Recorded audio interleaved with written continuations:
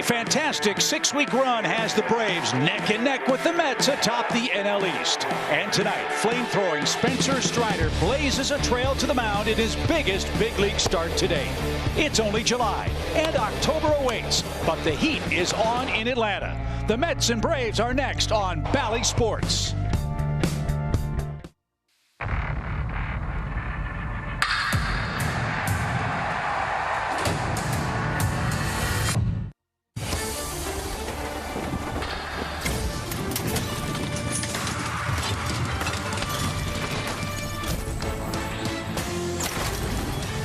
World champion Atlanta Braves baseball is once again brought to you by Truist. A packed house in Atlanta for Game 2 between the Braves and the New York Mets. This Eastern race has tightened up greatly over the last 6-7 weeks as Atlanta starts play tonight just 2.5 games behind New York and a chance to win this series and head out of town for their final series before the All-Star break, just a half game out of first place. Hi again, everybody. Chip Caray, Brian Jordan, Peter Moylan. Great to be back with you. Great game last night. Max Scherzer was awesome. Max Fried did his best to keep the Braves in the game.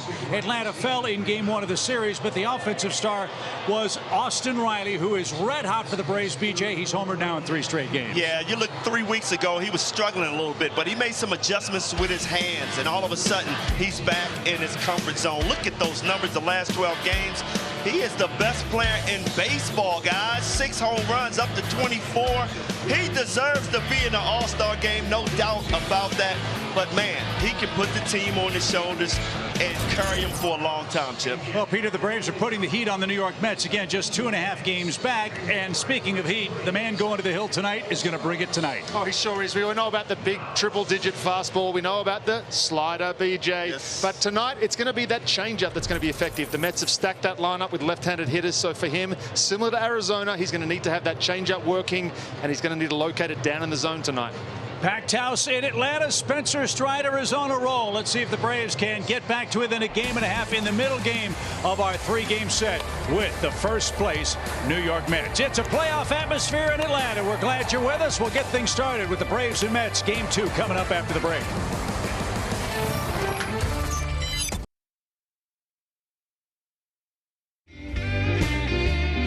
It's always fun to see the mustachioed man on the mound for the Braves. Spencer Strider ready to go to work with that blazing fastball on a warm night in Atlanta against the first place Mets. You know how hard he throws, Peter. What does he have to do, if anything, differently in game 2 against the Mets tonight? Just build off last start. You see the arsenal there. Fastball is the predominant pitch. The slider is going to be a weapon tonight. But that changeup, I said it in the open, he's going to need to have that dialed in today to have some success against these left-handed hitters of the Mets. The New York Mets have done a great job this year against right-handed pitching. They do not strike out a lot. Strikeouts is the name of the game for Spencer Strider. That's exactly. That's going to be the cat and mouse game that we see every single time. Are they going to be patient? Are they going to be aggressive? They were very patient against Max Fried first 2 times through. Third time, they're a little bit more aggressive. So Spencer Strider, he knows what he's going to have. They've just got to adjust. The New York Mets are 7-4 in July. Buck Showalter is in his first year as the Mets manager. And his Toyota starting lineup has Brandon Nimmo leading off. He did a super job leading off for them last night. Mark Canha moves to the 2nd spot. We'll get our first look at Dominic Smith, a left-hand hitter playing first base. The Mets have loaded up with lefties and switch hitters, Brian. So with that in mind, what are the 4 keys for Spencer as he starts for the first time against the Mets in his career tonight? The Strider slider. He has to throw a lot of sliders. And like Peter said, changeups. Keep these hitters off balance. They are great fastball hitters. And then the offense, pitch count. Make sure Patterson throws a lot of pitches, getting that bullpen early. We've had a lot of success against left-hand pitchers. Yeah, David Peterson on the hill for New York. He's 5-1. Braves have punished left-hand hitting, so left-handed pitching. So hey, a lot on the line tonight here in game 2 as the Braves try to even up this series at 1 game apiece. It is a warm night, as you'd expect in Atlanta, Georgia. Wind blowing from left to right as Strider and the Braves are ready to go back to work. It's been a great homestand. The Braves are 6-2 on it. They're 8-3 in July. And we'll see what gives with Brandon Nimmo with a 10-game road hitting streak going to work first. Strider into his wide, and we are underway. Strike 1 at 98 miles an hour. If that's going to be the zone, I think we're in for a good night. That was a little bit off the outside corner, but we'll take it. It's a warm, humid 86-degree night. As that one is tipped at the plate. It's 0-2. And we saw this last time out with Spencer, just dominating through the first time through. Swings and misses, BJ, like crazy. And it's going to be so important for him to get ahead of these hitters. Spencer Strider's first 9 outs against the Cardinals were all strikeouts. And Nimmo does what he does, fouls that away, but look how lately he swung. Yeah. It's 0-2. His 98 is a different 98, and the hitter's swings, Brian, tell you that. It does. I mean, as a hitter, I mean, you cannot not be ready for that fastball. But man, when he throws that changeup and slide, it's a tough pitch to hit. Wow. Oof. And the plate, but a little low.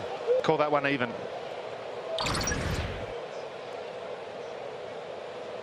Oh, you got to give him that pitch.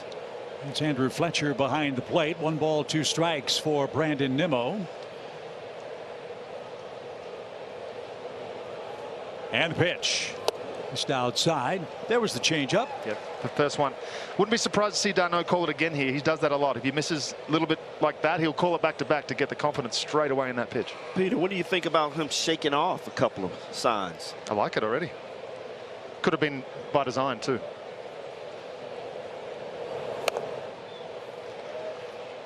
As we said, this is what the Mets do. They had at one point 35 foul balls through 7 innings in the game last night. They don't strike out a lot.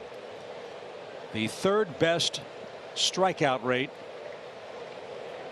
in the major leagues. Only Cleveland and Washington have put the ball in play more consistently than the New York Mets.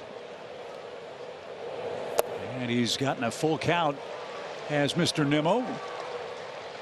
Did the same thing to Max last night. That's the game plan. Make him throw a lot of pitches. With Mark Canha waiting on deck. Pete Alonso waiting as well. So after 0-2, it's 3-2. Strider has only walked 3 hitters in the first inning this year to go with 15 strikeouts. Let's see if he can get the Mets leadoff man. Didn't stick. Another foul ball. You can just see how short his swing was to that ball. That he's not even trying to do anything, just to play pepper with someone. But this is what the Mets have done all season long. Play pepper with 2 strikes. Put the ball in play.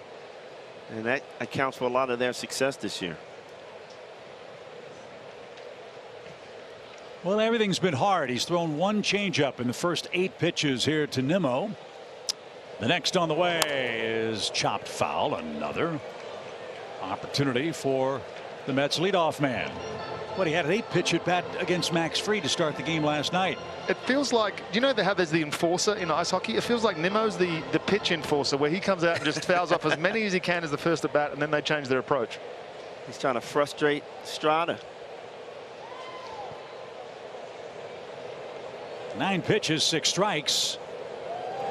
And this one served to short. Dansby's got that. And Nimmo is retired after a 10-pitch sequence.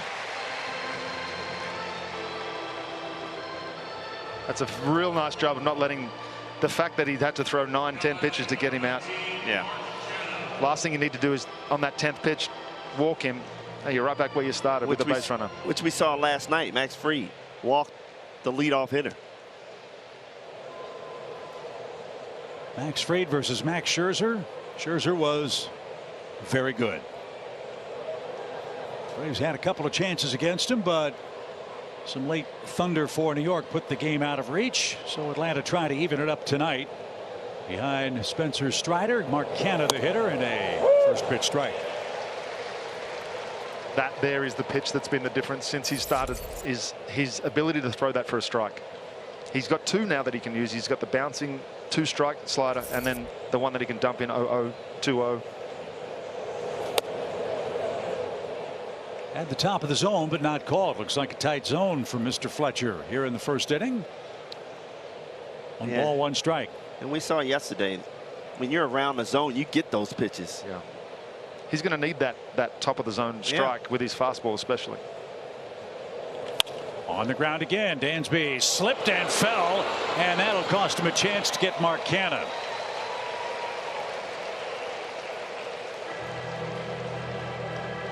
That's just a tough break right there. Let's make sure Dansby's all right. He got to it in plenty of time, but that right foot slipped from beneath, and that cost him any chance to get Canha, who's aboard with an infield hit. Just to glove it. I mean, he lost his footing, he's still able to glove it. Would have been a really tough play, I think, anyway. And I'm a little surprised. I mean, it must be, when they watered the field, they must have watered that spot too much, because it's been hot and dry all day. But how about this Mets team? They scored 55 runs in the first innings this year, 4th in the National League.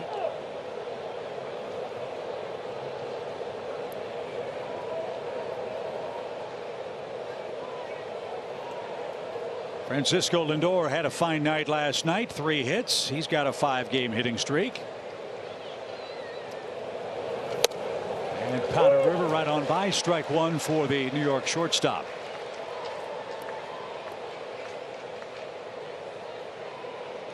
"15 homers, 16 RBIs for Francisco, hitting .245. He will fly by his first-year numbers with the Mets here in 2022. And it's an even count.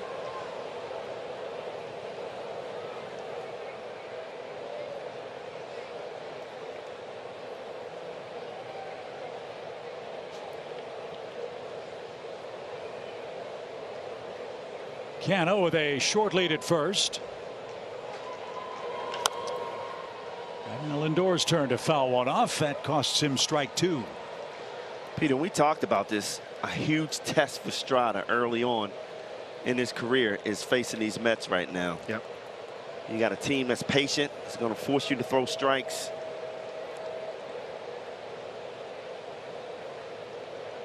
Well, he has seen the Mets before, last October, 1st and 3rd. Pitched 2 1/3 innings for the Braves, and what was an audition for a potential postseason roster spot. Great stab, and the snapback throw to first chases Canha back. 2 balls, 2 strikes. But this is a different Met team, and this is a different Braves pitcher who's growing up very quickly in rotation.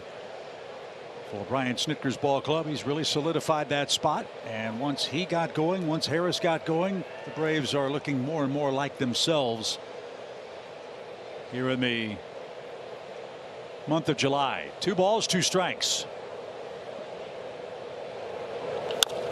Olson gloves that. He slides, and Strider to the bag. Runner at second with 2 outs. Nice play by Olson. Great decision by Olson right there. Instead of trying to make the tough play to second base, get the sure out. Managers always say, make sure you get the sure out, and he did just that. Good job by Strada, too. Getting over there, yep. He might have stopped running over there when he saw Matt Fielder, maybe thinking he was going to throw, but he continued to run through all the way through the base.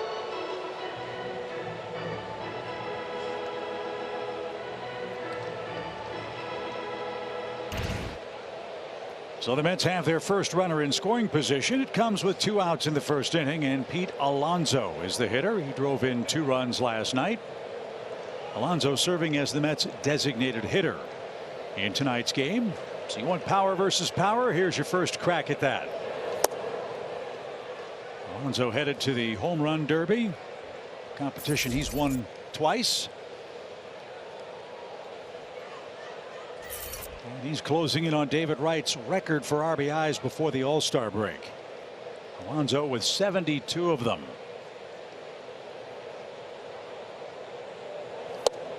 Missed inside. Ball 2. Well, they've gotten 20 pitches out of Strider in the inning, 10 from Brandon Nimmo. You can see that location on that 4-seam isn't quite as crisp as it was last time out. Not forcing swings as much as he was last time either.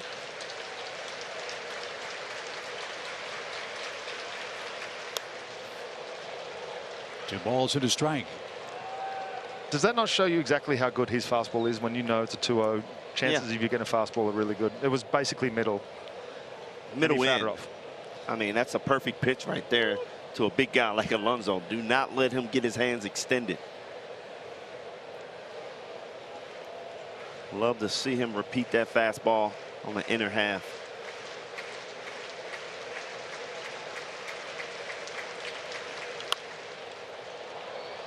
It's always a strike away from getting out of this top of the first inning.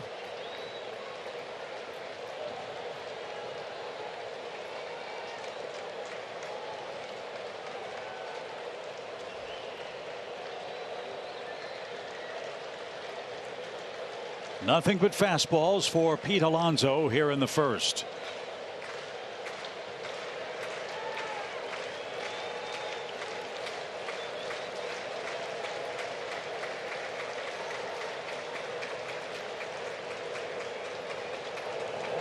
Struck him out. Spencer Strider worked very hard in the first inning, but the Mets failed to score. Spencer's off to a good start. As you heard on Braves Live, the Braves bats, time for them to come to life. They'll face David Peterson in the first next.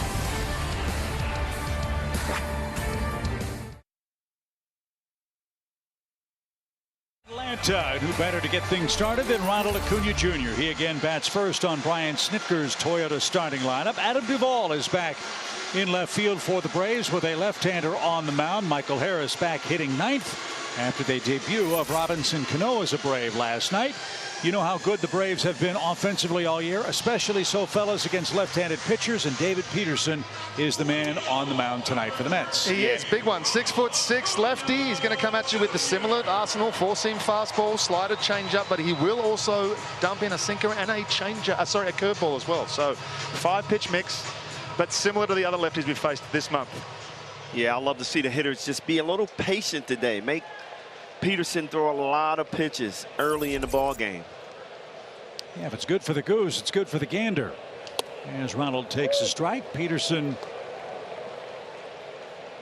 no decision against the Reds. 4 hits, 3 runs, 3 2/3 innings in his return from paternity leave. So we'll see if he has dad power for the Mets in tonight's game. The Braves have seen him a lot. 2-2, a .584 lifetime earned run average for the pride of the University of Oregon. The pitch. There's that slider. It's 1-2.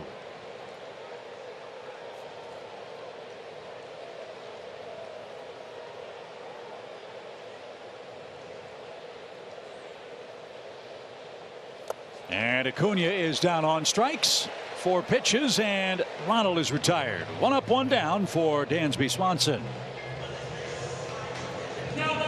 Good slider down in the zone. That's a ball all the way. You got to be patient, like I said.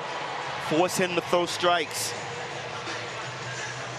Remember, as hard as Strider worked in the top of the first, you'd like to see a couple of guys get on here for Atlanta to get his feet back under him. Dansby Swanson, the hitter. Dansby came within an eyelash of hitting a home run last night. There were not many hard hit balls against Max Scherzer. Dansby had one of them, and it was a tough luck blast to the outfield. And I think the flags are blowing the same way tonight. Left to right across Truist Park. It was heard for the game about the winds tonight. 20-21 miles an hour gusting that way. We'll see if the Braves can use that right and center field approach to their advantage here at home. And there's that patience, Brian. 3 balls, no strikes. Love the way Dansby spit on those 2 curveball sliders early in the count, forcing him to throw fastballs. 3-0. There's a strike. Walks were a problem in his last start for Peterson. 5 of them in those 3 2/3 innings. So he had a lot of base runners against the Reds.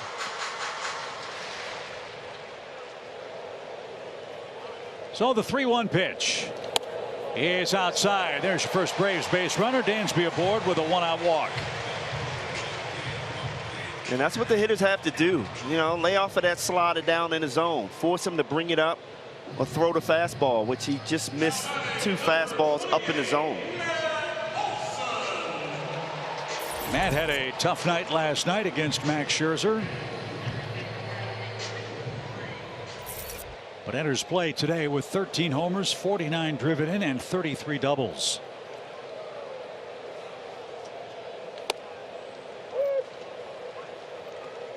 What makes Matt such an attractive offensive player who plays every day is he can handle left-handed pitching.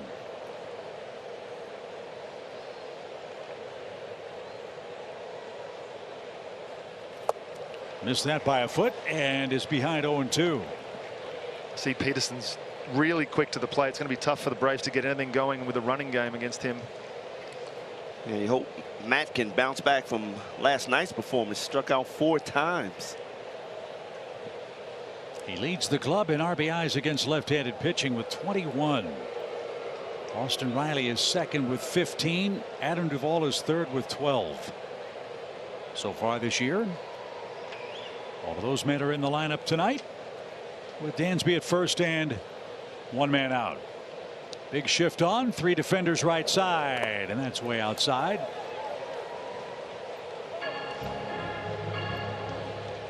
And it's 1-2. When Matt Olson is going good, he keeps that front side in. And when he's going bad, it opens up so quick. And the sliders that run away from him, he has no chance on hitting those.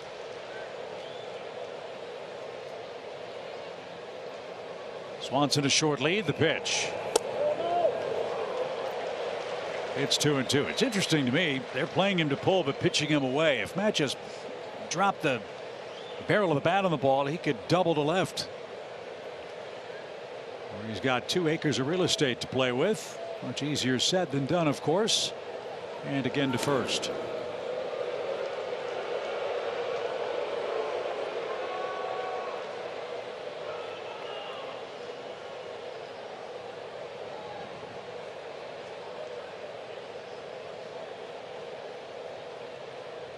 Pitch number 14 coming. Here it is. And Olson is down on strikes.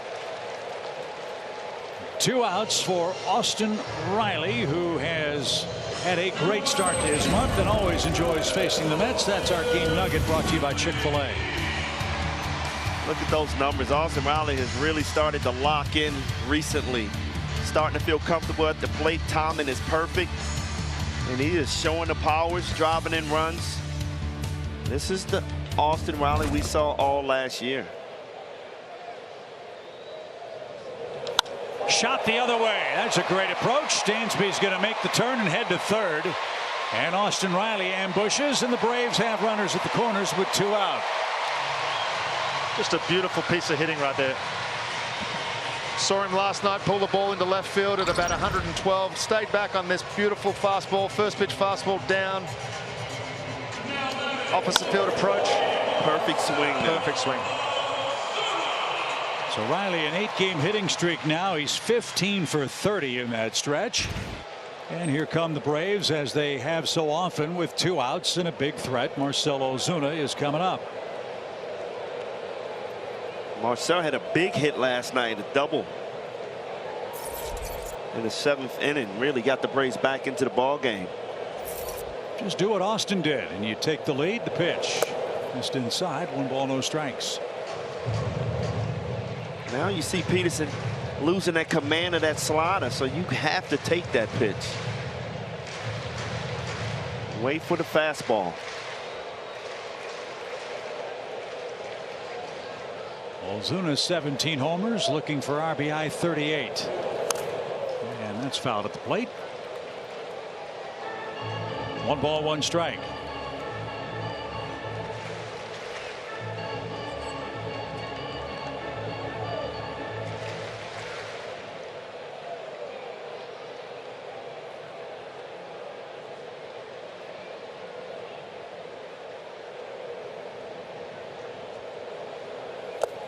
There's been a very good 2-out hitting team this year. .257 average.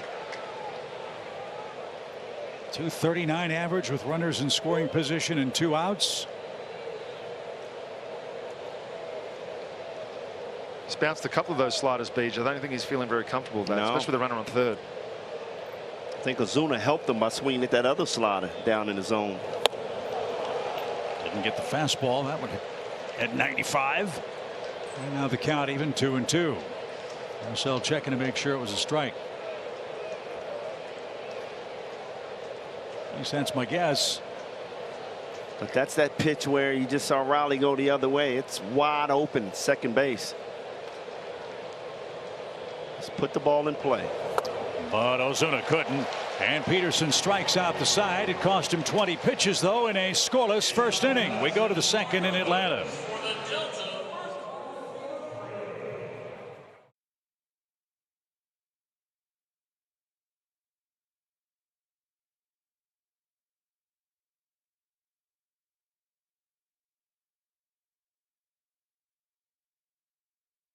Series to start this week. First time they're squaring off here at Truist Park, and it was a packed house for the replica ring giveaway last night, and tonight the first 15,000 fans through the gates taking away the Tyler Matzek bobblehead. Look at this. My partner in crime, Paul Bird, he actually unveiled this to Tyler this afternoon. He hadn't seen it before coming to the ballpark, and he goes, "That's awesome." He goes, "The blue eyes, the facial hair, the fist pump." He goes, "I am very pleased with how this looks." And he said he would put this, guys, on his office desk and, of course, send a number of them to his friends and families. But a dream come true, he said, to have a bobblehead made after you.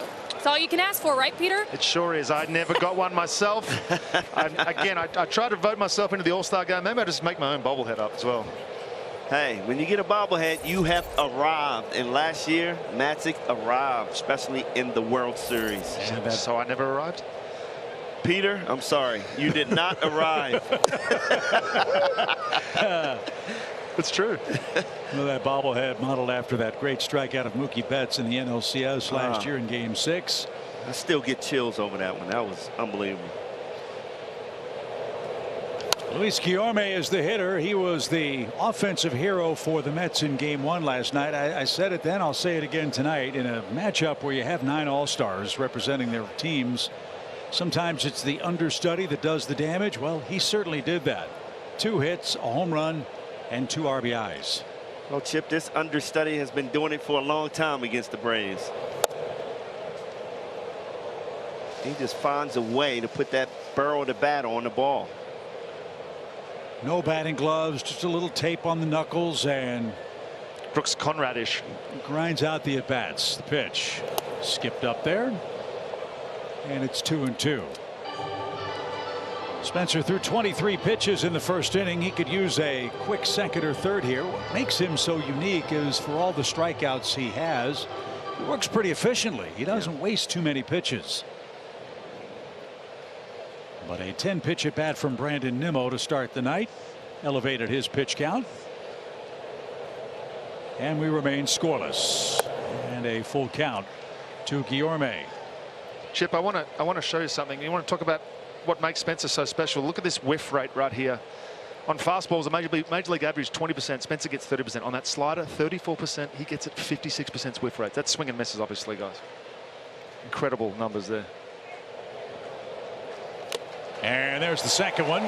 He got Alonso to swing and miss. Now Guillorme swings and miss to start the second inning. But again, a long sequence for out number 1. But look at the location of this fastball. It's exactly where Travis set up. It's exactly where it needed to be able to beat Guillermo to the spot. And he hit his spot and he got the result. That's been the difference between last time out and this time so far, is that fastball and the location of the other pitches. He bounced that slider during the Guillermo at bat. That's a wasted pitch, 52-foot slider. He's got to get that dialed in as well. This is Dominic Smith, who for a while had no place to play in the major leagues, went back to AAA Syracuse and played 15 games. Now he's back up and gets the start at first base tonight. This guy's a good hitter. A real good hitter. That just shows you that the Mets have a pretty good ball club. When you send Dominic out struggling early in the season.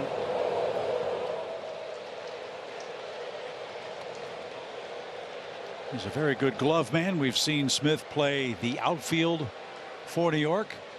He's DH'd a time or two, and that's really one of the areas they're concerned about.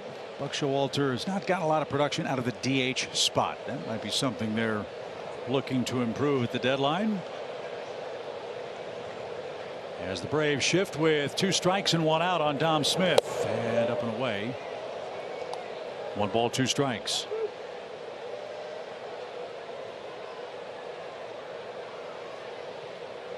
I feel like that was a setup pitch. Going to come back with that fastball away. Again, just a hair off where he was last time out. He's missing by just enough to not even have them really attempt a swing, Beach. Yeah.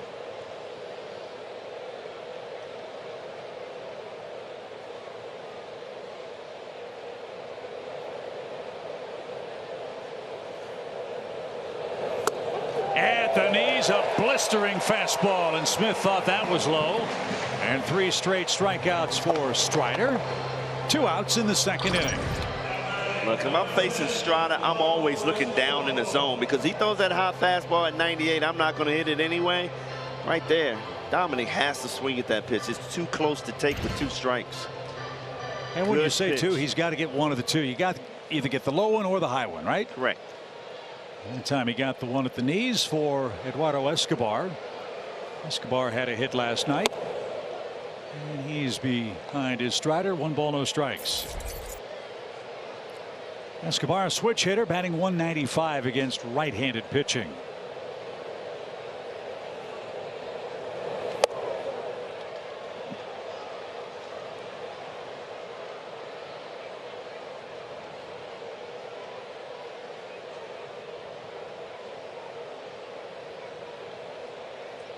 Spencer's not sharp yet.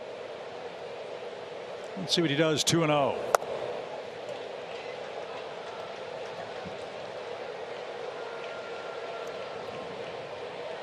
Travis Jankowski is on deck. Another left-handed bat for the Mets.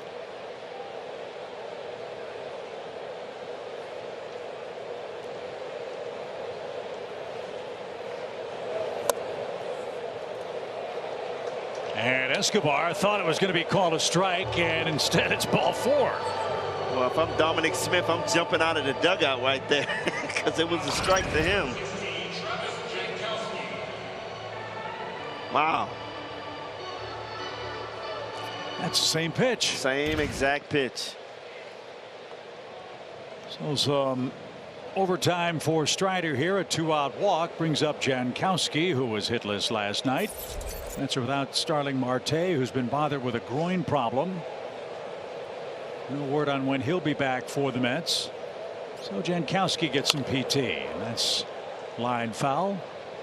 No balls and a strike. Jeff McNeil out with paternity leave. James McCann an oblique problem, and Jacob deGrom, he's going to make a rehab start on Thursday for the Mets AAA affiliate as we approach the All-Star game. No score. We're in the second. 1-1 for Jankowski. It's better. That's a better pitch there, BJ. Yeah. That's exactly where he's wanting that pitch. It's when he can dial that. You think about it. You're talking 97, 98, 99. Obviously, his location's a little bit off, but if he can dial it back in and locate that even just slightly better than what he's doing that now, it's going to roll.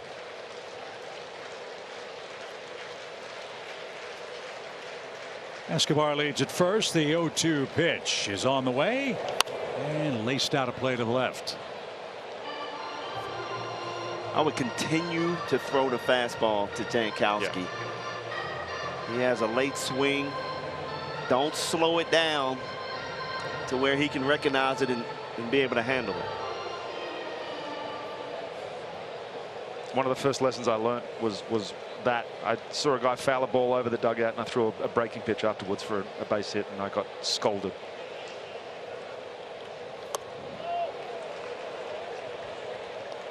One ball, 2 strikes. That's fine there as long as you're going to locate it there. You're trying for the swing and miss right there. You're not going to throw something like that in the zone. That's going to speed his bat up, allow him to get a base hit.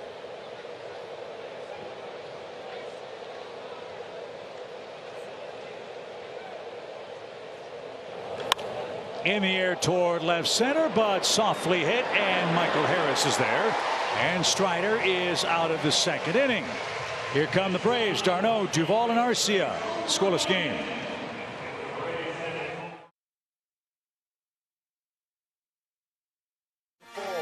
Unbeatable, just unstoppable.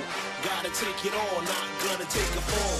Yeah, yeah, yeah, yeah, yeah. Travis d'Arnaud, a first-time All-Star and a man released by the New York Mets. What a satisfying year it has been for him. As we check out our Synovus Get There feature, look what he's done over the last 3 weeks. Amazing job by him. The man.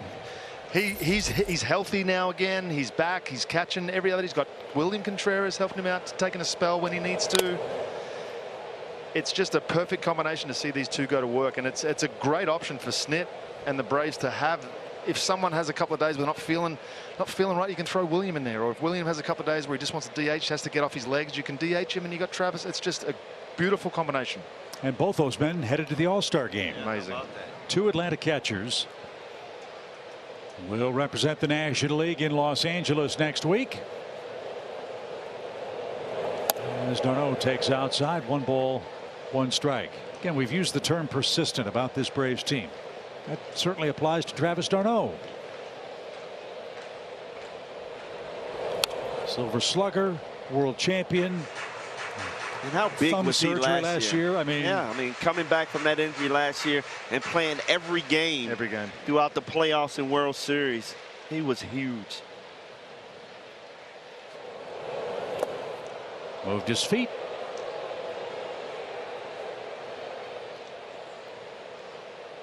And you're playing against your former team who released you. You always want to have a big game against those teams. Well, the Braves have 21 homers by their catchers. d'Arnaud and Contreras. The 2-2 pitch. That is driven to the right side, foul. That's more than any other major league club. The second place team, says our stat man Mitch George, has 14 home runs by their catching core. And that's the name of the game for the Braves. This is a home run hitting team, 134 of them. Second only to the Yankees entering this series. It was funny. I was watching batting practice today, and Acuna hit like 6 home runs in a row, and d'Arnaud comes in. I got to follow that. I said, hey, play your game, d'Arnaud. Be you. Little dribbler, and Peterson will snag that. BJ, now you know what Peter and I feel like when you walk in the booth. We have to follow that. Right, Peter? It's a true story. Everywhere I walk around this place, I got to follow you, Beach. That's right. If we were writing a book, the title would be "Where's BJ?" Where's BJ? I like it. The humble BJ. That's exactly right. Here's If you Adam do say Duvall. so yourself. Well, this will be a fun matchup. A battle of dad power. How about Duvall versus David Peterson? 4 for 6, a home run and 2 doubles. And 2 new dads squaring off here in game 2. 1 ball, no strikes. 6 of Adams' 10 homers have come against left-handed pitching. And he's had a good run since July 1st. His bat's coming to life. Hitting over 300 in that stretch. And we've said it a couple of times, perhaps the biggest change for Adam came not from what he's done at the plate, but what moving out of center field has done for him at the plate. 1-1. Bounced foul. Will try again with 2 strikes. Yeah, I'm excited for him moving out of center field. I know last year playing center field all year, and that second half you can see his kind of legs getting weak. Didn't have the power that we were used to early in the season. Now he gets a chance to relax and watch the young man out there in center field run down some balls.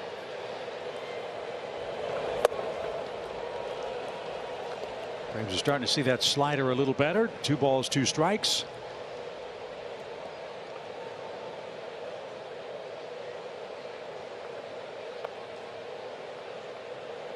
Bases empty, 1 out, Atlanta second. And a fastball at 96. This guy's got a good arm. He's not just a soft tossing left-hander. He's got a good live fastball. And he has 4 strikeouts. Down in the zone, fastball on the outer half. Good pitch. Froze the ball. I guess the ball was looking for that slider.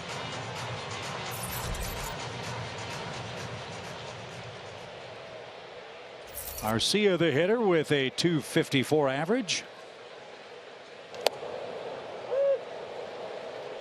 Maybe the Braves understudy will do some damage tonight.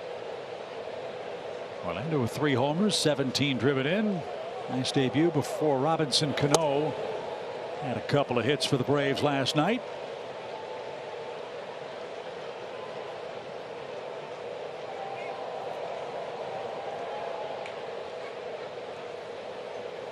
The 1-1 pitch. That must be a much more deceptive pitch than that 93 to 96 says.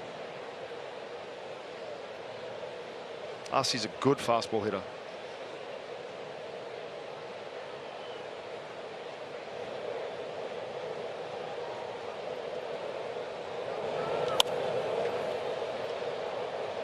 It's the first time I've seen Peterson throw a slider up in the zone. Lucky to get that one back.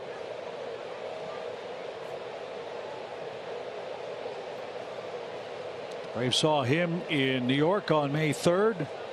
4 runs, 3 earned in 5 innings. Haven't tagged him for a run yet. There's that one way off the plate. 2 balls, 2 strikes.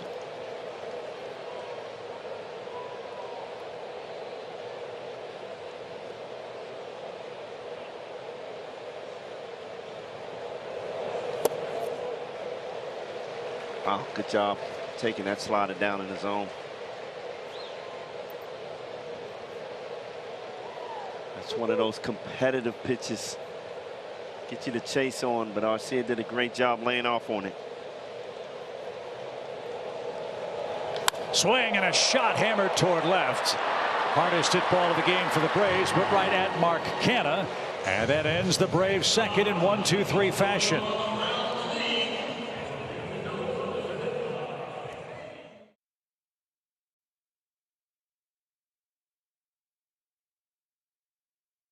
About the starters since June 1st. They have been outstanding. Here's our Zaxby's indescribably good play. And you notice this is not just for the National League. This is overall Major League Baseball rank. 1, 2, and 3. Pick any department you want. They have been phenomenal. And when I asked pitching coach Rick Kranitz for a midseason report right before the All-Star game, what's been the most impressive thing, I was ready for him to say Kyle Wright or that man on the mound right there, Spencer Strider. He threw me a curveball and it was beautiful. He said this. He said our starters and our relievers have done a great job of navigating through the game without their good stuff. Case in point, Max Fried last night walked 5, only threw 5, but just gave up 2 without his great stuff. Guys.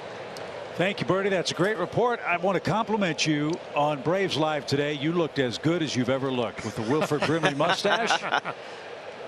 Where is it? Well, I can break it back out for you. The only problem is just, I lost a bet on Twitter and I was supposed to bring the stash, grow a stash in 4 days, and I thought I could do it, but I failed. Takes a little longer than 4 days, right? It does. It was coming in patchy, stubble, and it was a little grayer than I last remember when I grew anything. So this is what I'm looking like now. This is the good part, I like your, take it off I want. I like your muscle behind you, though. You had a lot of muscle behind you. There was a lot of tough guys behind me.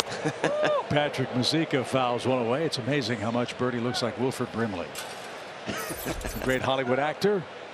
Great to have you with us, Bertie. Stay cool down there on Spencer Strider night. Patrick Mazeika leading off for the Mets in the 3rd inning. He was called up July 10th. And this one corked into right field. That's going to get down. He punched a single in front of Acuna. And Mazeika, the 9th place hitter, has a leadoff single.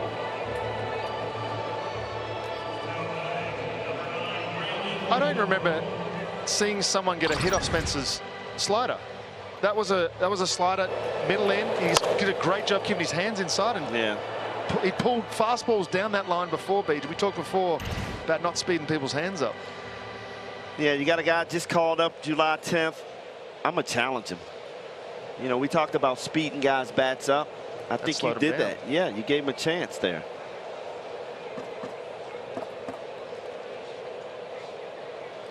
So here's Nimmo, a 10-pitch at bat to start the night before he rolled out to short. 1 ball, No strikes. What's jumping out immediately is the Mets aren't chasing an awful lot against Strider. They have been very disciplined the first time through the order. He has forced, as Buck Showalter's offense, 49 pitches. With nobody out in the third inning.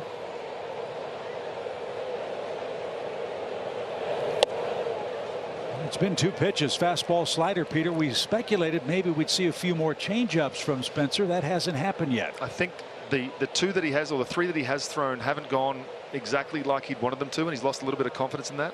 I'd like to see Travis maybe call a couple. Not this inning. He's going to have to put the hammer down now because we've got a base runner on with none out. But when we get the bases clear again, maybe try to throw a couple to get some comfort. And those bigger misses are much smaller, but he's still not getting the call right now.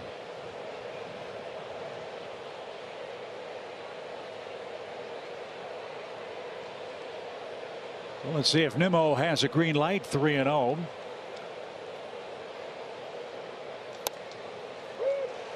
Was thrown with a little anger, and that shaved off the inside corner. 3 balls and a strike.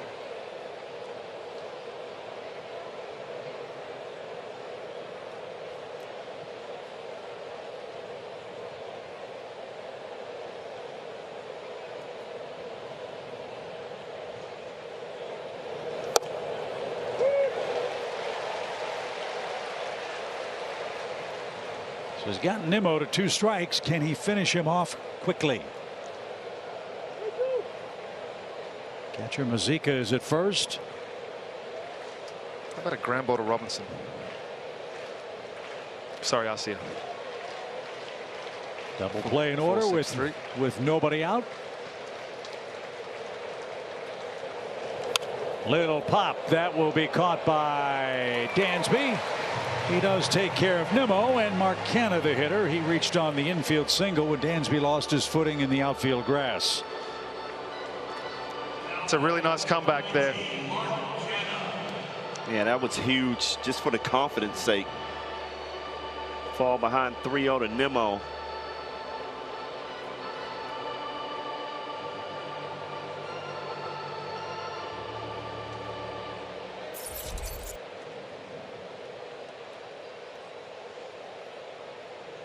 Canha 2 hits in the series. He's walked a couple of times.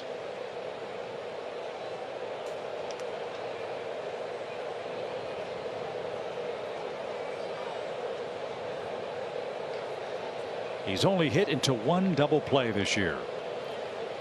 How about number 2 right here, the pitch?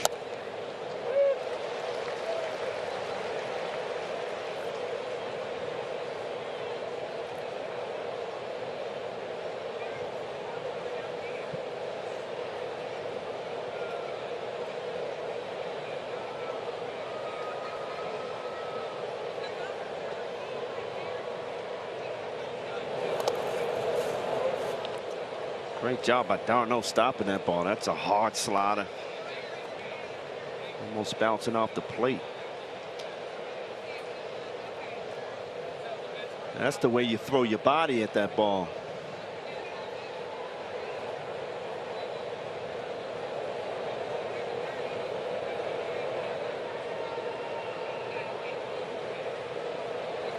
One ball, 1 strike, scoreless game.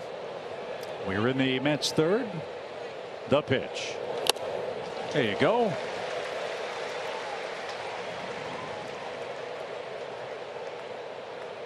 Wow, if he can gain command of that pitch right there on the outer half, paint the line. That's the frustrating part for him right now. He'll hit the spot one time and then he'll miss it the very next time.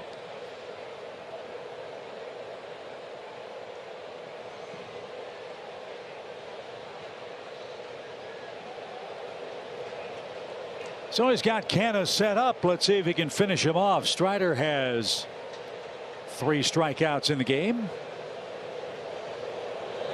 And make it 4. Perfectly placed.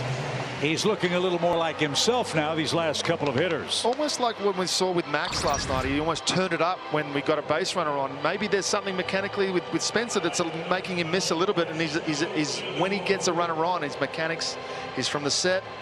Little much less can go wrong with the set position than the windup, and he's a lot more crisp from the set position too.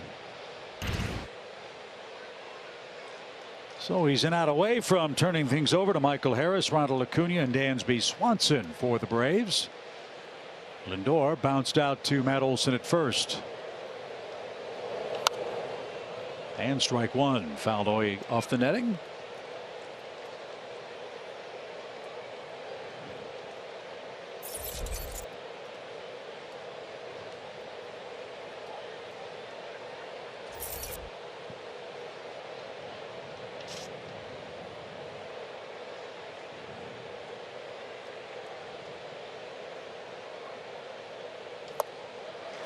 Lindor full there. All right, Peter, you're down in the bullpen looking up 60 pitches in the third inning. What is the bullpen thinking right now? Well, they're probably starting to just move around in there. They're looking at the pitch count right now, thinking we're probably going to get 4.5, 5 innings out of Spencer. And they'll start to look at when they're going to start to move themselves around, stretch, get on the bike, foam roll. 0-2 for the Mets shortstop. Here it is. Strike three at the knees. 5 strikeouts for Spencer Strider. And now the Braves go to work in their half of the inning. Harris, Acuna, and Swanson. Scoreless. Game 2, Braves and Mets.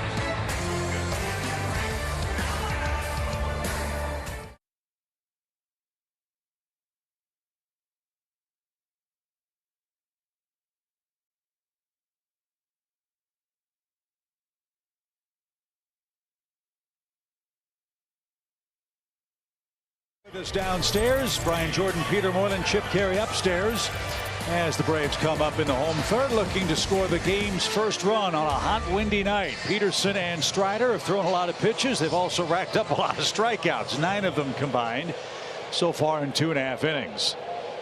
Michael Harris will lead off. He was 0 for 3 in game 1 of the series last night.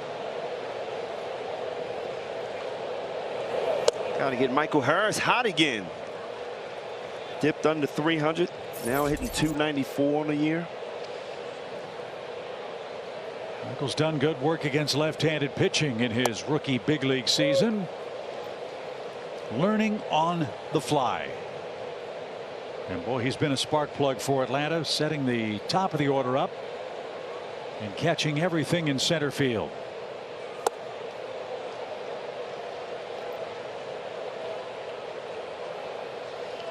Getting more and more experience every day facing these tough pitchers. Base is empty, 2 strikes for the Braves center fielder. And he's down swinging. Peterson has struck out 5 of the first 9 Braves hitters and now starts his second trip through the batting order.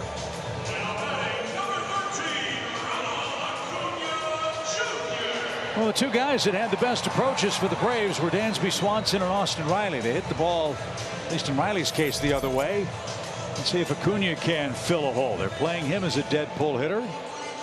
Braves have 1 hit through their first turn through the lineup card. Acuna's first at bat chased a couple of bad sliders.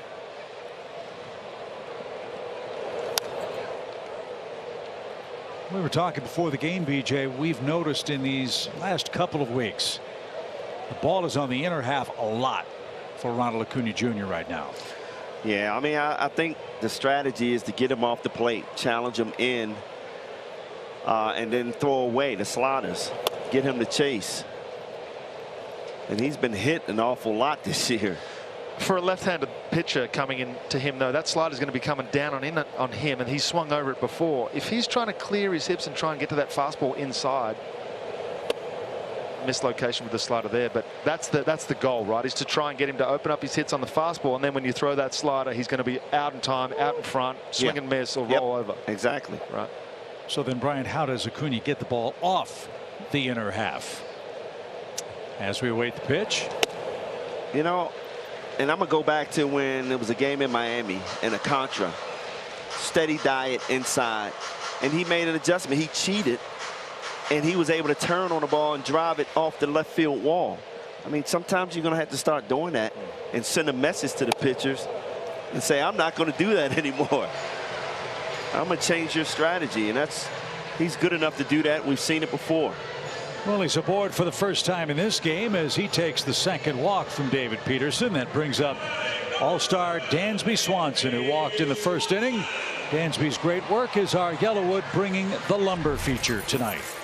And Dansby's been bringing the lumber in July, just getting it done. I mean, great two-strike hitter, clutch hitter, and those numbers show that.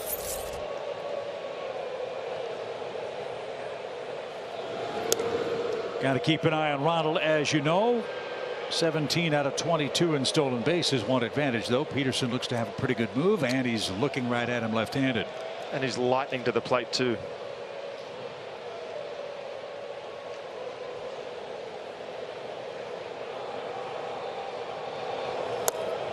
Yeah, you're right. He is quick to the plate. Give you that pause, look over for 1 second, and he is gone. That's when you say, well, I'm going to sit over here. I'm not going to take the chance. One-way lead all the time? Yes.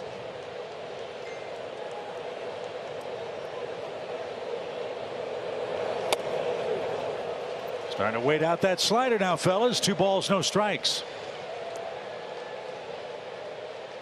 And he walked 5 men in his last game. He may walk you if you let him. Well, you need to get on base as Acuna is. A little distraction.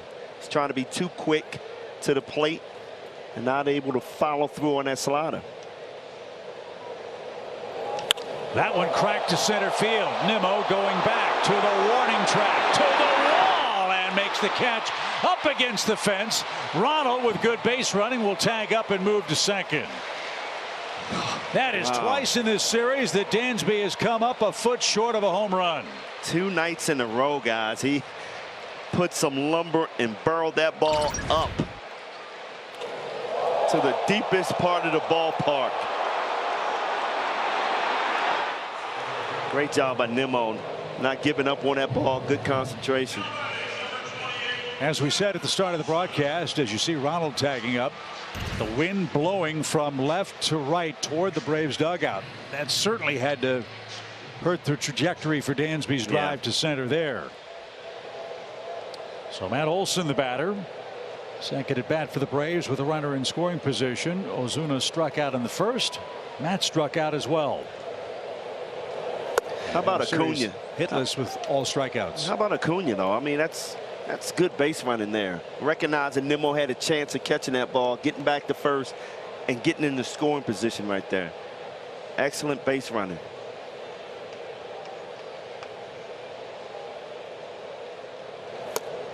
Is that what forces guys into slumps, is when you see Dansby hit 2 missiles to center field like that, and he knows that if he hits that or he pulls that, there's a chance the ball goes out of the ballpark?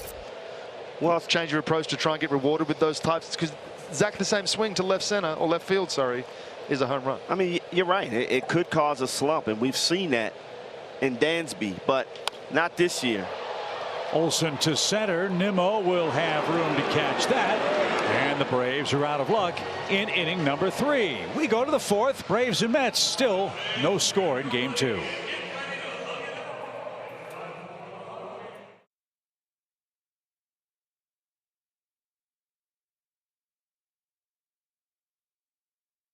Andy, in a big league ball game here at Truist Park on a beautiful summer night. Spencer Strider's bringing the heat for the Braves here in game 2 of the series. He's our impact player, brought to you by Georgia Natural Gas. Well, look at this. Lowest leadoff opponent's on base percentage. Spencer Strider, 177. Man, minimum 40 innings pitched. Let's see if he can keep that trend up right here. Needs a quick inning. 61 pitches through 3 for Spencer. And he'll face Alonso Guillorme and Dominic Smith for the second time. This trio all struck out in their first at-bats of the game. And a good start as Alonso didn't get it. Strike 1. I think towards the back end of that last inning, he found something with his release point. He was a little bit more consistent with the location of his pitches. And that first pitch was a fastball dialed up at the top of the zone, exactly where he wanted it.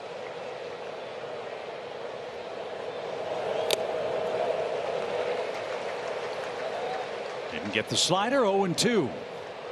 Yeah, it looks like he's starting to command his pitches a lot better than early in the ball game. Trusting that slider. That's a good pitch to Alonso.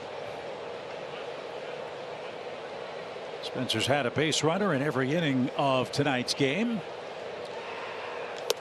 And that well off the plate. 1 ball, 2 strikes.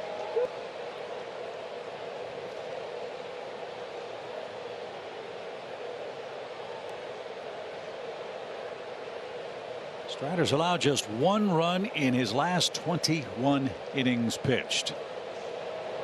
And he gets Pete Alonso. 3 straight strikeouts. That's 6 for Strider, who now has 108 of them.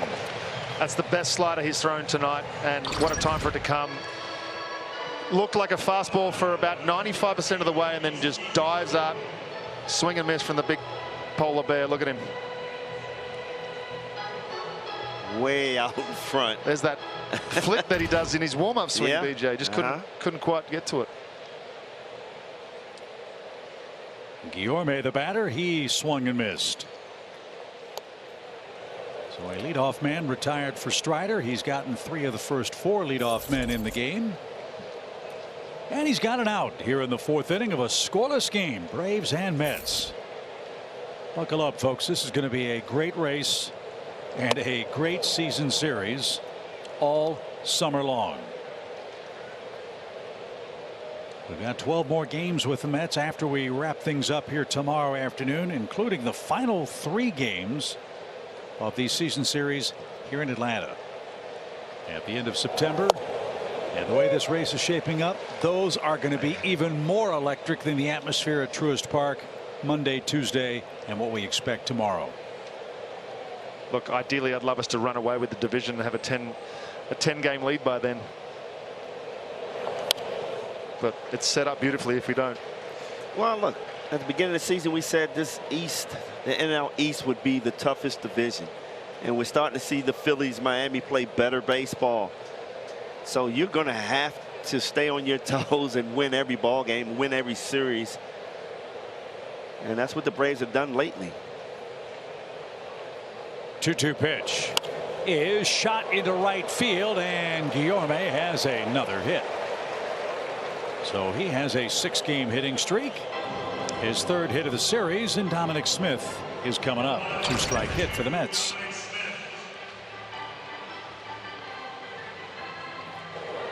What a pest, man. He just puts the barrel on the ball and manages to find holes. He's just a professional bat to ball. And he plays really well in the field too, BJ. You can place him anywhere. Yeah, he's a good ball player. Dominic Smith took strike 3. Didn't like the call in the 2nd inning. Let's have a new hitting coach this year. Familiar name. First the pitch from Strider. And there was a great player with the Oakland A's, offensively and defensively. Remember Eric Chavez? Yes. He's the hitting coach for Buck Showalter's team.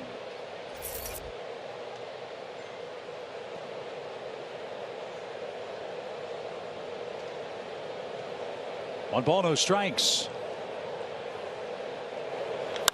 In the air center. Harris on the run. Has gone as far as he can go and has room on the warning track.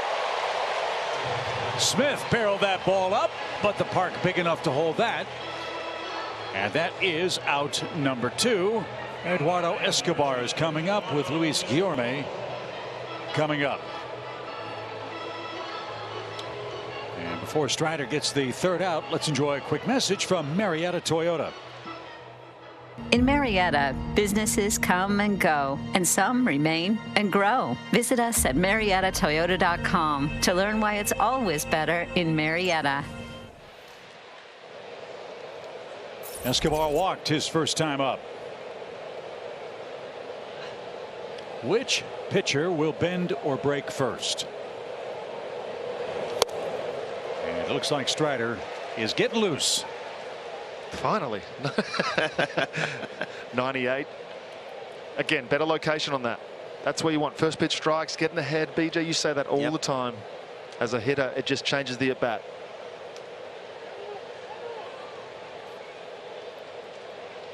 I am noticing that Spencer is reaching for the rosin a lot in between pitches, and Max was doing it again last night too. And I hate to keep bringing up the baseballs because it's a subject that we shouldn't be talking about, but I'm just noticing these things, and it's almost an every pitch occurrence. They're going down and trying to get some more rosin for their hands. 0-1 count. Well, it is hot. It is humid. There is rain in the forecast for Metro Atlanta overnight. The humidity is building. It's a much more humid night tonight than it's been the last couple of days here at Truist Park.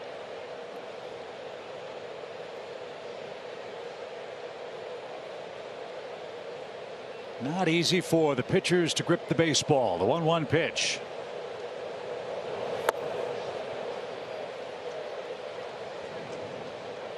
See? Yeah, look, I know what that feels like, and if it's really hard to explain because you can generate some sticky stuff with just rosin and sweat. You don't need foreign sticky stuff. But if you can't get enough sweat or enough rosin to generate the sticky stuff, it just becomes a paste. Fouled at first. 2 balls, 2 strikes. So what would eventually have been something that had assisted you in grip now becomes a mush that is stopping you from being able to grip. So now you're trying to wipe your hands off to get fresh rosin and fresh sweat, but there's just a build-up on your hands, and you're getting no help from whether it be the guys rubbing up the balls because they're doing their best they can, but there's only so much they can do. 2-2, 2 outs. Scorched into right field. That's down for a hit. Acuna over quickly. Guillorme around second. Stumbled for a moment. Runner headed to second is Escobar. He doubles. And the Mets keep the inning alive at second and third with 2 outs. A hustle double for Escobar. And now Jankowski is coming up with the first real threat for the Mets in tonight's game. Fastball down and in. Eduardo did a great job of turning on this ball and running right out of the box. Challenging Acuna there. 17 doubles for Escobar, and now Jankowski, a hugely important hitter in the game. 2 on, 2 outs, and no score. Jankowski is 0 for his last 18. Attack this man. And he did. Strike 1.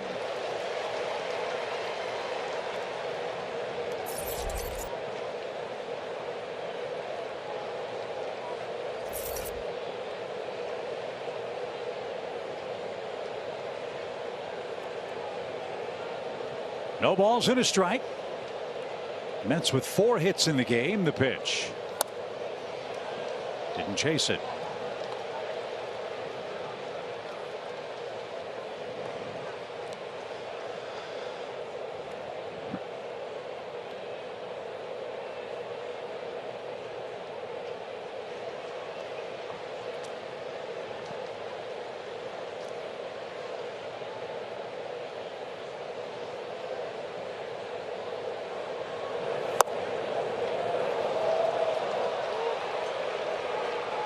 Wow.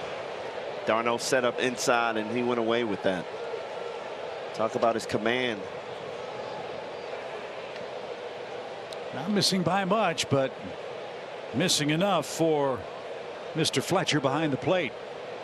2 balls and a strike. Up the middle. Dansby behind the bag. Gets his man, and the inning is over. The Mets strand 2 in scoring position. Heart of the order up for the Braves. Still scoreless.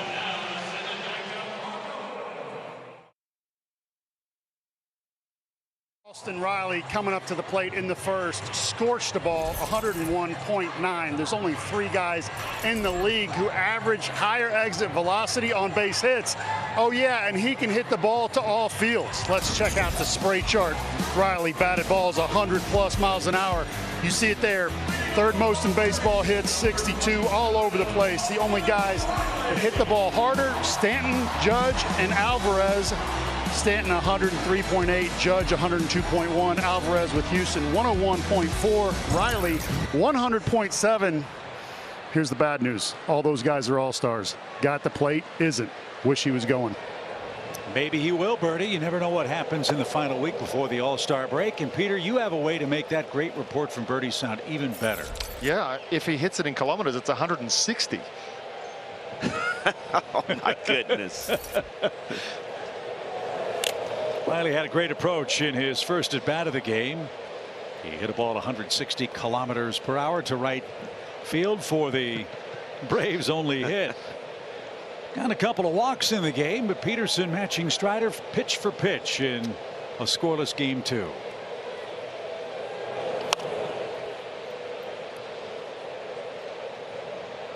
We helped him out a little bit first time round, Beach, swinging to those sliders in the dirt. I'd like to see them be a little bit more patient this time. See some more pitches, lay off that pitch, obviously, ideally.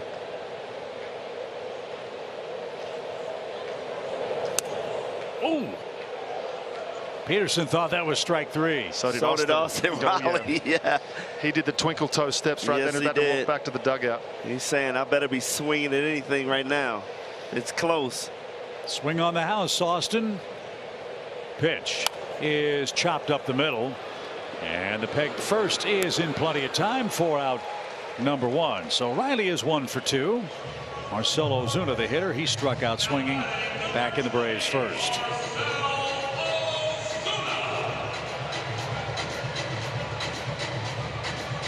Marcell hasn't had much luck yet at the plate against the Mets this year. Perhaps this time up will be the at bat that changes it. Peterson's usually tough first and second time through the batting order. If he sticks around to face him a third time, that's maybe when he's most vulnerable. But with high pitch counts for him and Strider, I'd be shocked if they get fully through 3 stints through the batting orders tonight. 59 pitches for Peterson. Strider's in the 80s. Through 4 innings, the pitch fouled back. It's even, 1 ball 1 strike. We talk all the time about eliminating pitches, BJ. He's thrown 1 curveball and he hasn't been able to throw his changeup for a strike. So we're basically looking at a guy that's got a 4-seam fastball and a slider. How does that change your approach? I'm looking fastball. I'm going to spit on the slider down and force him to throw me that fastball. And you got to be ready for it. Now there was a rare changeup, and it missed off the plate. And Marcel's ahead in the count.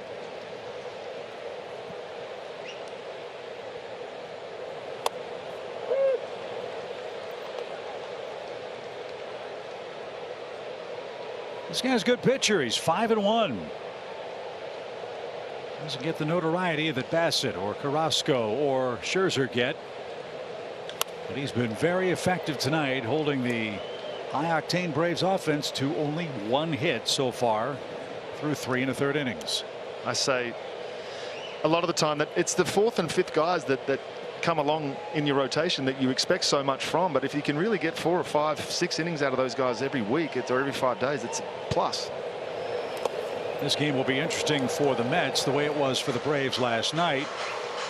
Don't know if Ottavino or Diaz will be available. Both of those men have thrown heavy workloads over the last couple of games for Buck Showalter. Yeah, I believe Diaz 4 games in a row. Or was it 3 games? Either way, I hope he does not show up tonight. Ozuna is rung up. He thought that ball was down and in. Nobody's real happy with the strike zone from Andrew Fletcher right now, and that's out number 2. Not a strike.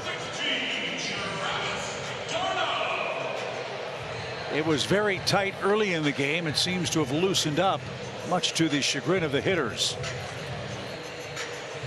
And here's Travis d'Arnaud, who tapped back to the mound his first time up.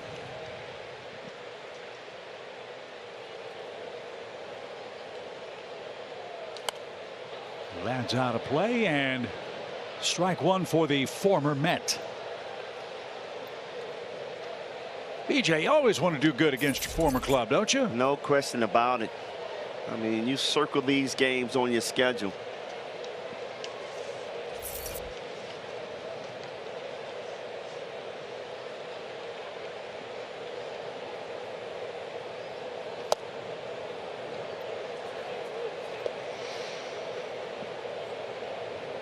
d'Arnaud has played 11 career games against the Mets. 3 homers, 15 RBIs in 42 at bats. Sounds like sweet revenge. That's exactly right. And as we said, he is a home run threat, 11 of them on the year. Looking for his first against the Mets this year. Braves have 1 hit. The pitch is high, ball 3. Adam Duvall is waiting and eager to hit in the on-deck circle.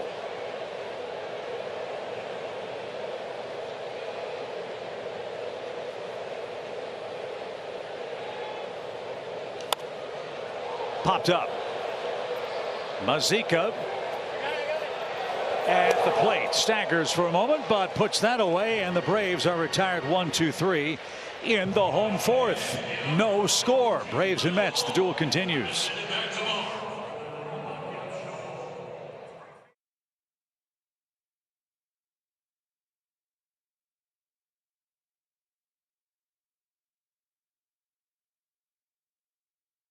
Landmark Dodge Chrysler Jeep Ram. And by Synovus, the bank that helps you get there.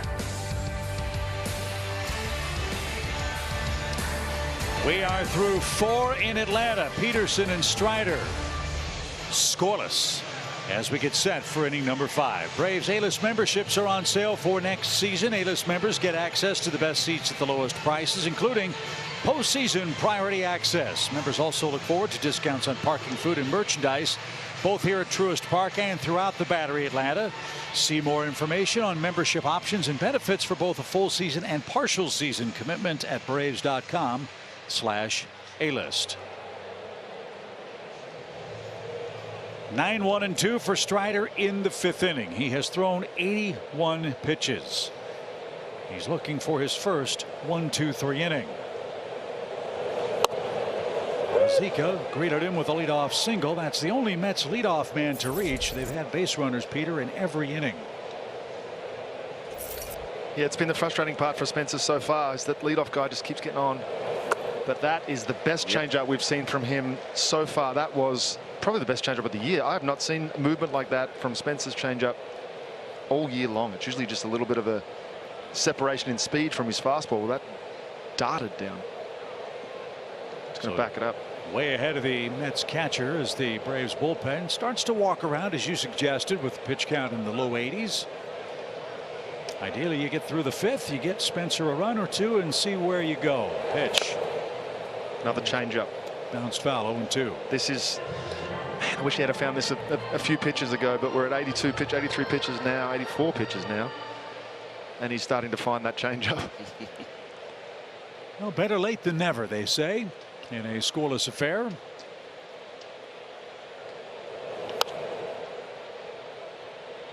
Got his hands in on a 98-mile-an-hour fastball after 2 changeups. That's pretty impressive. Got a base hit his last at bat on a nasty slider in. After doing exactly that with the fastballs, right, pulling them down the line.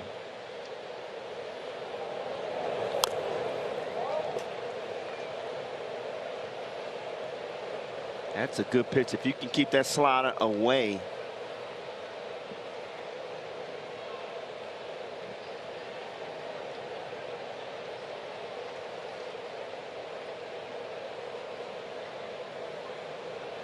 Pitch number 6.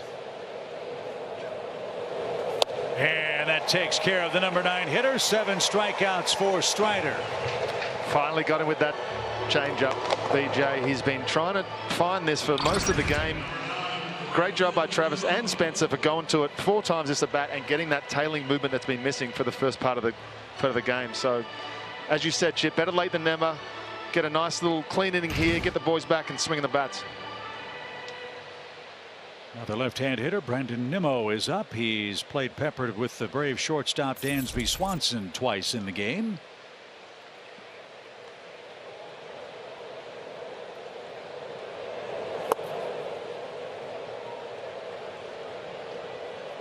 Double clutch on the return throw from d'Arnaud. He might have thought that was a better pitch than Strider got credit for. 1 ball, no strikes.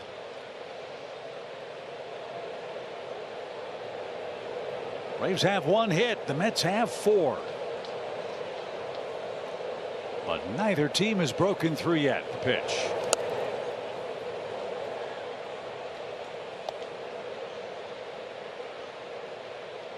If you remember last at bat by Nimmo, it was a 3-0 count. He came back and got him.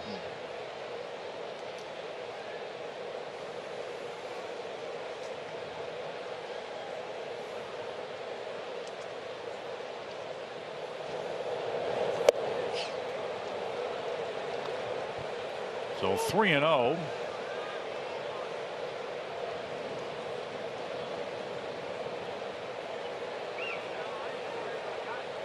To the native of Cheyenne, Wyoming, Brandon Nimmo.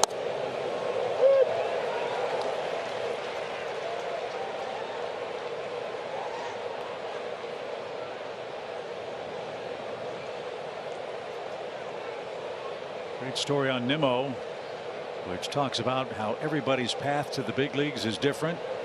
They don't have high school baseball in Wyoming. Yet here he is as a big league player, and he's on base with a 1-out walk. And Spencer Strider has another Mets base runner. I don't have high school baseball in Australia either. And here you are. Here I am. Right? Wyoming, one of 3 straight states that don't offer high school baseball. He played American Legion ball, and the Mets scouted him, drafted him, and he's doing a terrific job as their leadoff hitter in this series. And Peter, you did a terrific job in Australia with no baseball, making your way to the big league. Sure did. Very impressive. I can't lay out my whole path because that would get me kicked off television, but Mark Canha, the hitter, as we said, double play in order, but he's only hit into 1 of them this year. He has an infield hit and a strikeout. Let's see if Nimmo thinks about running. That one got away from d'Arnaud, and he'll move up on a wild pitch.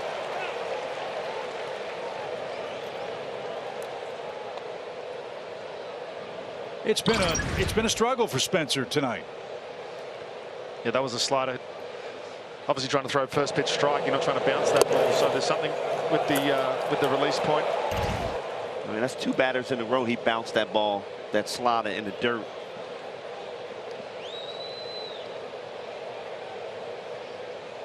So you really got to bear down with Canha and Lindor up and a runner in scoring position. There is 1 out. And there's a break-even count. That's a much better, obviously much better slider there. But we saw him do this in Colorado as well. He was spiking a lot of sliders, but then he eventually was able to find it. He was just in between that release point.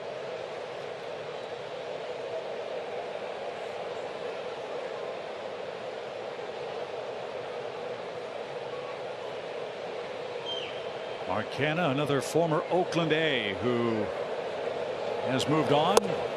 As Strider gets ahead of him, 1 ball, 2 strikes. How good was Oakland? They got rid of some talent. A lot. Yes. And they're probably not done. They've still got some real attractive players that teams might be coming after at the deadline. Strikeout here would be enormous. Strider got him to swing and miss in the 3rd inning. Spencer has struck out 7 hitters. As Nimmo, with those long legs, leads at second. The 1-2 pitch.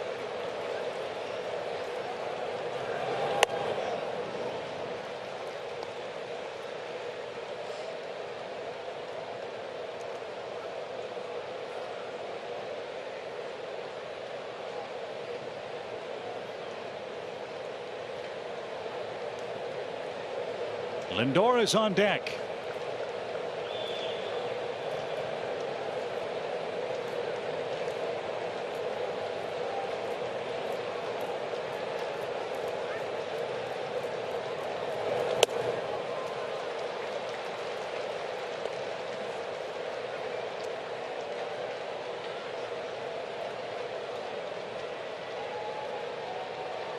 Strider's averaged about 20 pitches per inning. He's at 97 now.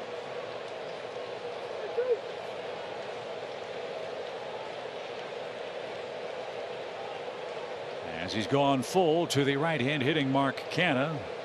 Switch hitting Lindor next. The pitch. Struck him out. Big pitch. 8 strikeouts for Strider. He's gotten Canha twice. That's a really nice drop there. Missed with the fastball location up in the zone. Couldn't get him to chase, and then went with a slider 3-2. Again, looked like a strike from most of the way, and then as soon as you swing the bat, it's gone. Yeah, that's impressive to come back with a slider 3-2. You're struggling with command of that pitch. Look at that pitch mix. 77% fastballs tonight, only 17% sliders, and as you see, 5% changeup. That tells me that something with his grip is off, because he's relied on that slider much more than that. So Lindor 0 for 2. Braves shift on him. The pitch. And I think that tells you how good his stuff is. When he's essentially been a one-pitch pitcher in this game, he still has shut out the Mets on 4 hits. He just hasn't abandoned it completely. He's still trying to throw it, and he's still mixing in the occasional strike, so they can't eliminate it completely. It's almost effectively wild. He dumps it in every now and then, just like the 3-2 pitch to Canha just there. It's close enough for them to swing at, but everything else is outside the zone. Spencer's career high pitch count is 106. This is number 100 in the game, and it's into right center field. It's down for a hit, and that gets by Acuna under his glove, and Lindor is on his way to third.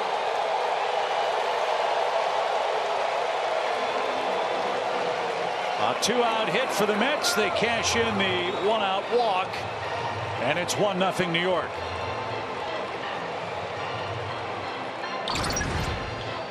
Lindor just drops this ball in the game. I think it just took off on the grass. It's just not a good angle by Acuna. On a ball like that, you almost got to be running back toward the wall and try to cut that off.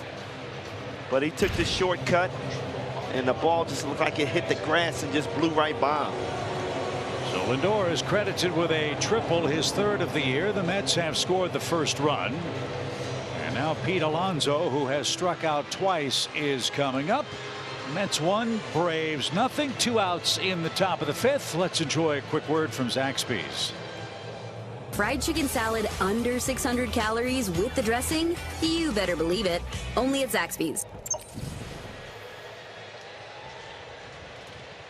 Well, like we saw last night, even on an evening when a Brave starter doesn't have his best stuff, Atlanta's still very much in this game. 1-0 is manageable.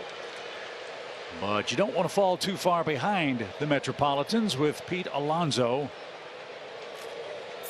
and his 2 strikeouts standing in. He's got to bear down here, get this out. Damage is done. He was going to score anyway. We've got to keep Lindor on third.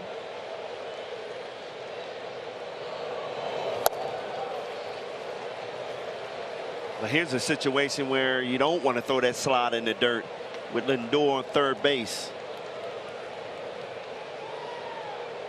Yeah, anything that gets away from d'Arnaud, you know, he's going to think about stealing a second run. Well, he has a huge lead right now at third base. With Austin Riley playing deep at third base. Lindor is taking advantage of that. You saw Matzik and Chavez up in the Braves bullpen. Guillorme, a left-hand hitter, is waiting on deck. So this figures to be Spencer's last hitter either way tonight, with 2 outs and a 2-0 count.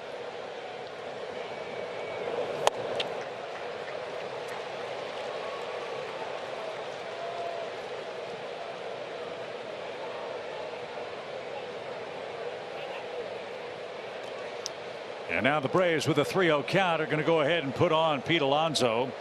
And Brian Snitker is going to come get Spencer Strider, who lasts 4 2/3 innings and has given up the game's first run. He didn't pitch badly.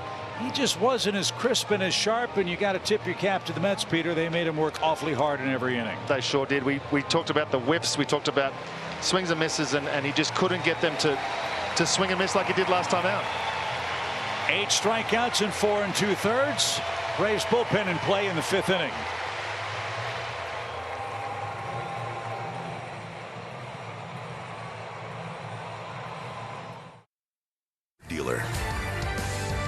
Delta Airlines. Keep climbing. And by Truist. When you start with care, you get a different kind of bank. New York leads the Braves 1-0. We are only in the 5th inning, and Tyler Matzek is coming in. When is your bobblehead night? Doesn't something good have to happen for you? Has to. I wouldn't know. Well, Tyler has not given up an earned run since returning from the injured list with the shoulder inflammation. He enters with 1st and 3rd. And 2 outs. Lefty-lefty matchup with Guillorme. And that misses outside. Ball 1. Tyler's been gradually getting more and more comfortable with each outing. Last time came in and got a big double play and then went out and finished the 2nd inning. And it really looked like his velocity has picked up since his first game back. And the reason we put unearned runs on that line that we showed you, remember he pitched in the extra inning game against the Cardinals, who scored 2 ghost runners. Those are unearned runs for the relief pitcher, and he'll try to clean up what Strider left him here in the 5th inning. The Mets lead 1-0. Guillorme, a 1-1 count. And now he's got his man at his mercy. 1-2.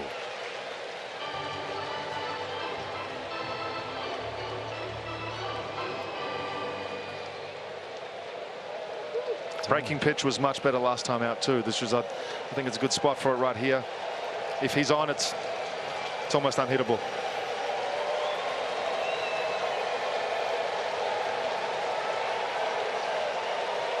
One ball, 2 strikes. Matzek ready. High fly ball toward left and playable for Duvall. Matzek does the job. The Mets break through on a Lindor RBI triple. Now it's time for the Braves bats to go to work. We got a 1-0 game.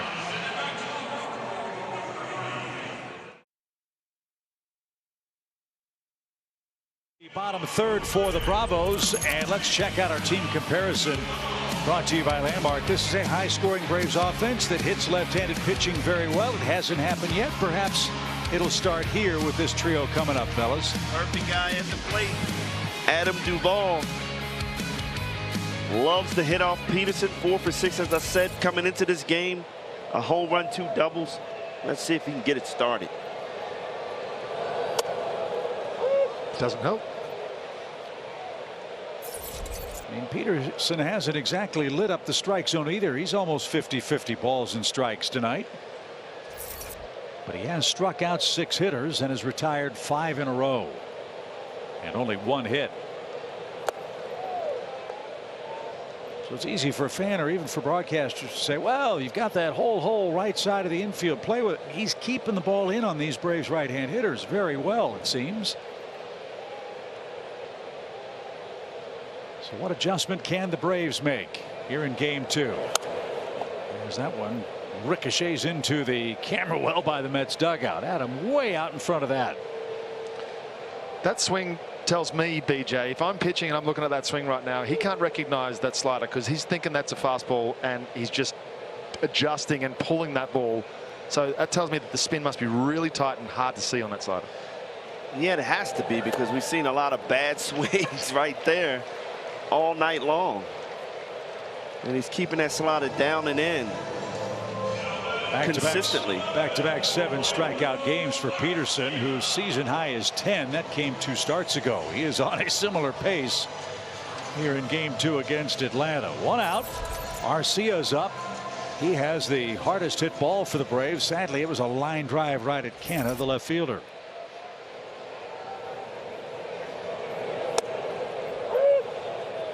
Curveball that time, and strike 1.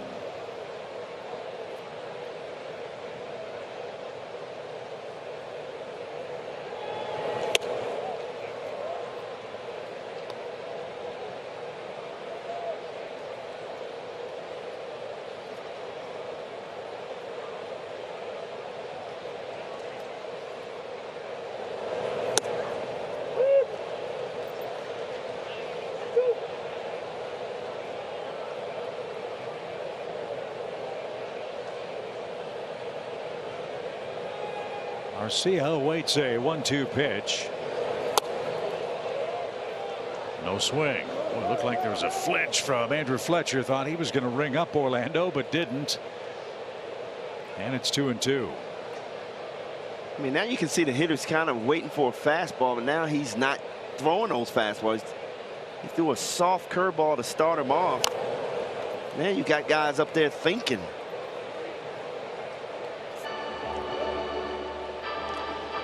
If there's one thing I learned in my career is if I think, it's trouble. Exactly. Yeah. As a hitter, you can't think up there.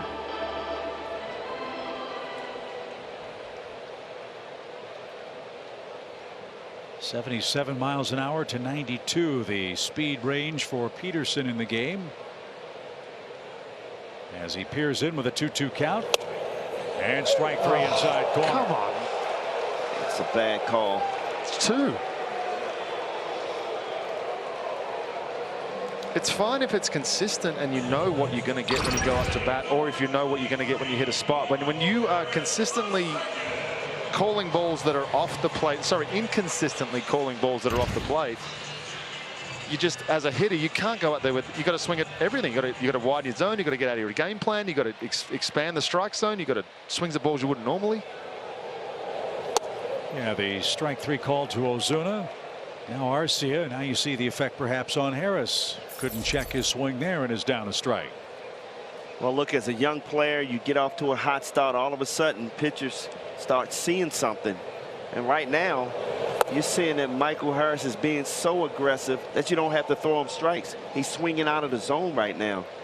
Yes, is he capable of hitting that ball on the outer half? We saw him take it straight away center field. But look at these pitches. They are way off the plate, and he's getting swings on it. Almost went on that one, but held up. 2 balls and a strike. And that's because sometimes young players, we start getting anxious. You know, we've had so much success, feeling comfortable. And now you're opening up that front side trying to hit the long ball. That's sharply hit, and Guillorme with the flip to first. And that will end the Braves' 5th inning. 6th inning rolls around in Atlanta. Peterson leads 1-0.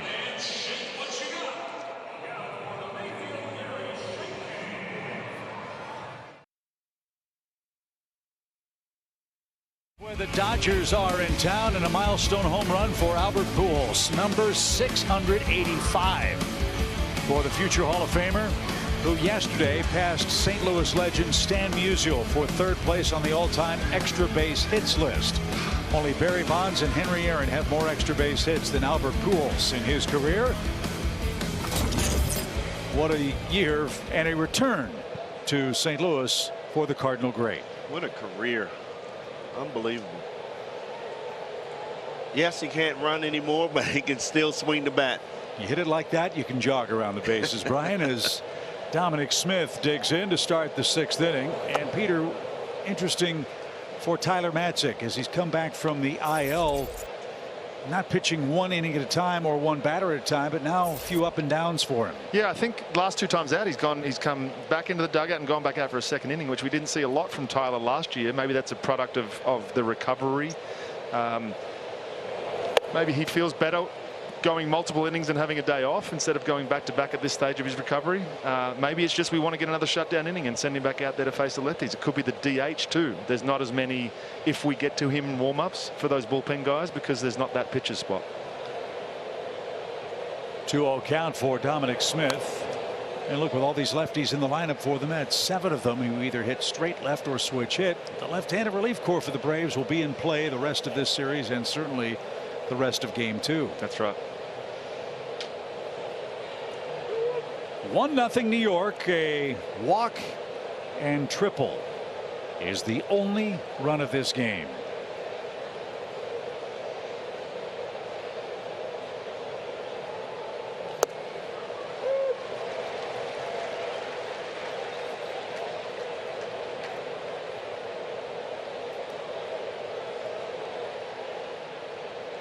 You know, I don't make excuses for hitters, but it seems like we're tired. You know, we're behind. We're fouling off balls that we normally crush.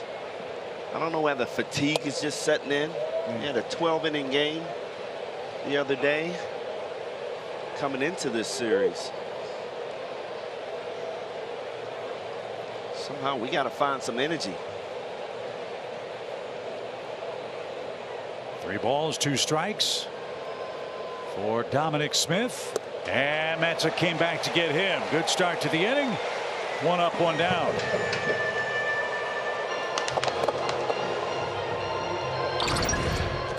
Nice pitch here. Not good fastball. We know when Matzek's on, he's getting a lot of swings and misses with that fastball too. Blew it straight past Dominic Smith. It's really nice to see from Matzek. Yep. Keeping the ball down in the zone, 93 miles an hour with a little sink to that. With every out that he gets, you can see him growing in confidence too. Eduardo Escobar is the hitter. He's walked, doubled, and has been stranded twice. And your point about fatigue, look, I don't know. I just know that looking at the schedule, the Braves have 20 games in 20 days leading up to the All-Star break. The weather, hot, humid. But it's that way for both teams too. But certainly 20 games at this point in the season, not an easy way to finish. Before the All-Star intermission, it's on a similar jaunt as well. Like we were talking about the National Series, not looking forward. We've got to try and avoid looking to that All-Star break as the break. We've got to try and punch through these last 5 or 6 games and then get your rest. 1-1 count. It's a strike. After this series, the Mets play the Cubs while we are in Washington to play the Nationals.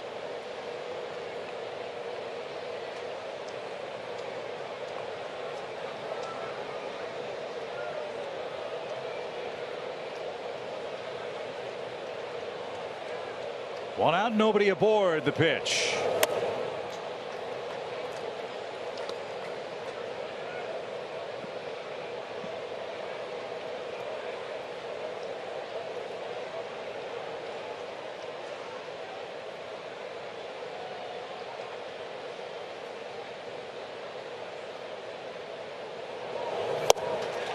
He's pumping strikes.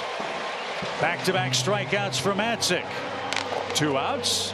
Jankowski is scheduled. Second time I've seen 95 from Tyler since he's been back.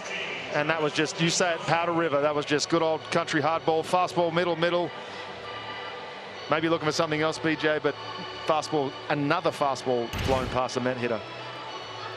Is it almost like spring training again for Matzek in some small regard, Peter, considering he missed 2 months? The rehab part of it, yes. And then, yeah, I said to Nick Green the other night that when you come back from an injury, you've got the rehab part of the injury return where you get through all your innings, whether it be 8 appearances, 10 appearances, and you feel great. But then there's that level of intensity lift that you get to the big leagues that you almost have to redo the same thing again, whether that's a back-to-back, a 2-inning piece. You've got to go through them all again at this level of intensity. And then once you get through that, that's when I'm going to look at him to being 100%. Bunt try right to Olsen. He'll glove. He'll apply the tag. And Tyler Matzek has a 1-2-3 6th inning. The first perfect inning turned in by the Braves defense tonight. So it's time to get busy. The top of the order: Acuna, Dansby Swanson, Matt Olson, Austin Riley, all scheduled. Mets 1, Braves nothing in Game 2.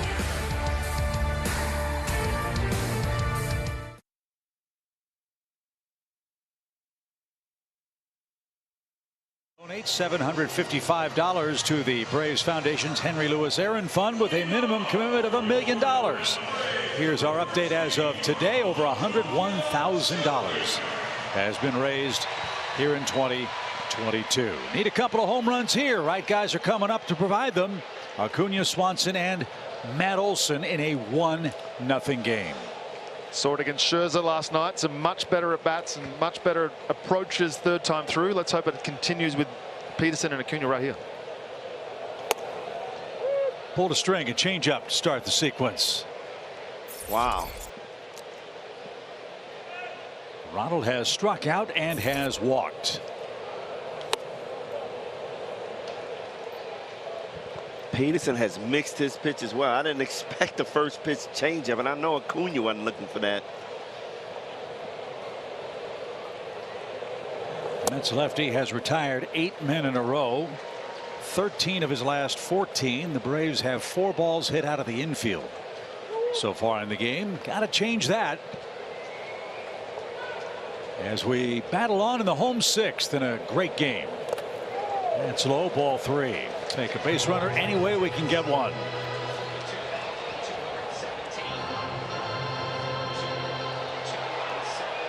$42,217 here. Another sellout crowd at Truist Park. They are waiting to go crazy.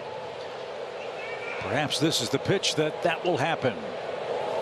He tried to and missed it. Full count. Wow. Ronald does not miss those pitches. And looking for that fastball down the middle, and he got it.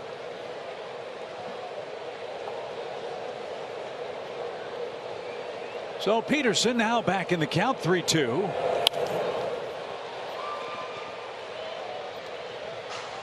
And his pitch count now at 90. Mets bullpen might be a little short tonight with a lot of action for Diaz and Ottavino and others. Another pop up and Ronald stays alive. He's throwing that fastball up in the zone, and Acuna is just a tick off.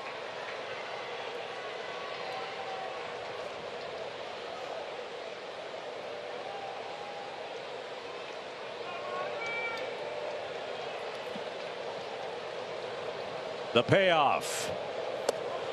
Strike 3. 9 strikeouts for Peterson. He's gotten Acuna twice. A slider. Wow, after some fastballs up in the zone, 3-2 count, he comes back with a nasty slider. Look, that was just a good pitch. Pete, I tip my cap to him right there if I'm a hitter.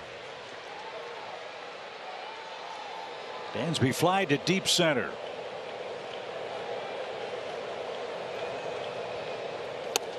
And he's gone a lot of off-speed stuff early in the count, hadn't he? Yes, he has. Near homer last night, near homer tonight. For the Brave shortstop. What he's doing right now is pitching. He's gone very fastball slider heavy first time through, and what you're seeing is a change of approach, a change of attack. He's going change-ups and curveballs. Lead off first pitch curveballs to steal a strike. Nobody's seen it, nobody's expecting it, and then he's going with the change-up as a second pitch. Busted that slider in on his hands. 1-2. Again, 10 strikeouts is his season high. He's sitting on 9 and has 2 strikes on the Brave shortstop.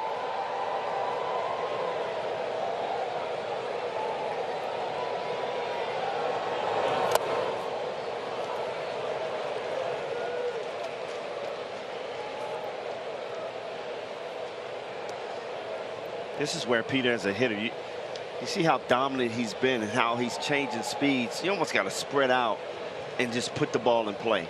Look, you're not going to hit it. You hit it to the wall, but he's keeping these guys off balance by changing speed so much. So shorten up your swing and hit it where they're not. Dansby just got a break. That was strike 3. Instead, it's a full count. Andrew Fletcher's a good umpire. I don't think his strike zone's been real good tonight. Let's see if Dansby can take advantage of that. Outside, there's ball 4. So instead of strike 3, the Braves have the tying run aboard. And Peterson will get a visit. Matt Olson is the hitter. Let's see if the Mets bullpen starts to work. So it's the first time he's been in the stretch since the 3rd inning when Acuna walked with 1 out. 1-0 New York. Things getting interesting in Atlanta. Let's pause for a quick message from Delta.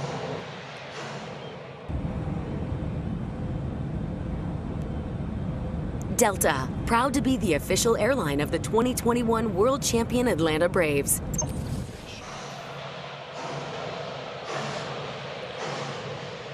Fans doing the chop. Matt Olson trying to make some contact. Back in New York when the Braves and Mets met for the first time on May 3rd.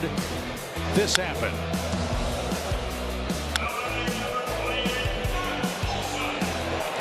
We would love a similar result right here. Matt has struck out and flied out. Oh, he went for the chop house and did not get it. A little late on the fastball. It's 0-1. Starting to miss locations a little bit more too. Yeah. Saw that with Scherzer last night. Seeing it again with Peterson right now. Matt Olson's been struggling with that high fastball in. He's been fouling that pitch off an awful lot. Seth Lugo is a multi-inning reliever for New York. He is up and throwing now. Would love at the very least to get Swanson into scoring position here. There is one out. 100 pitches for Peterson. Off the end of the bat. It's 1-2.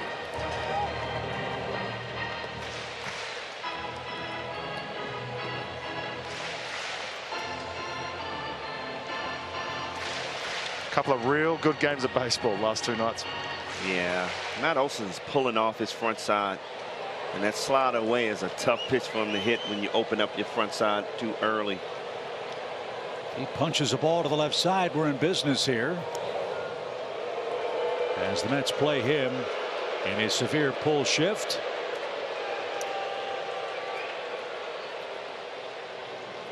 When that's rolling, he is line to line.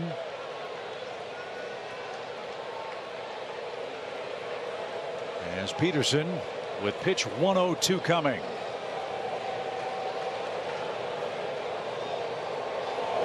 Swing, fly ball down the line near the pole. Did he keep it fair? It is foul.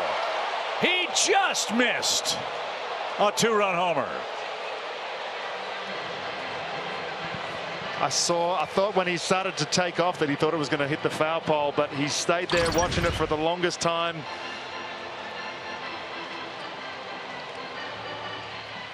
It's like a hit alongside the wall. Yeah. That's the first mistake I've seen Peterson make to Olson. That slider started way in. Would you bet the mortgage he's going to see a pitch on the outer half here? He's missed 2 spots this at bat. Let's see another one. You see the catcher moving out there. That's what we need. That's what we need. Get the fans back into this thing.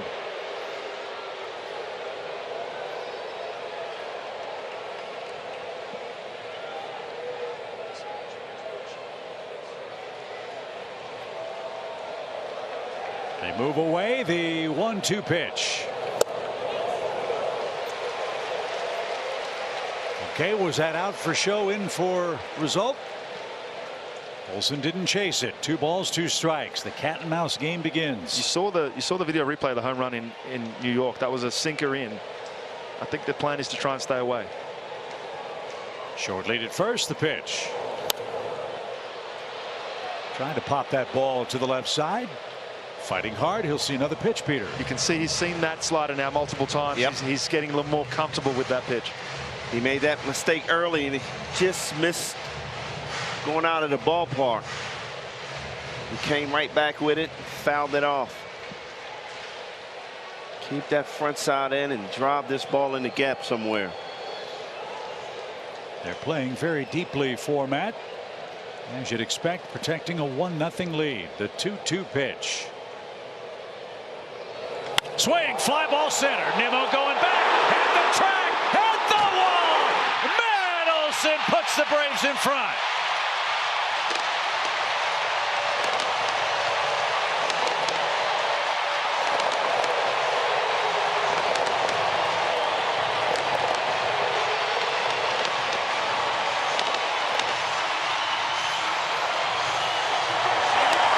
Tried to sneak the fastball by him. Big mistake. Big mistake. Matt Olson got the burrow on the ball.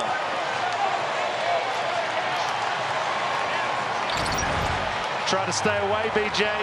Missed his spot, up and in. Oh, man. Got his hands in and got the burrow to bat on it.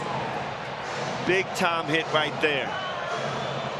And Truist Park is alive. The Braves have their first lead. Matt Olson with his 14th home run. And the Braves with their second hit have taken a 2-1 lead.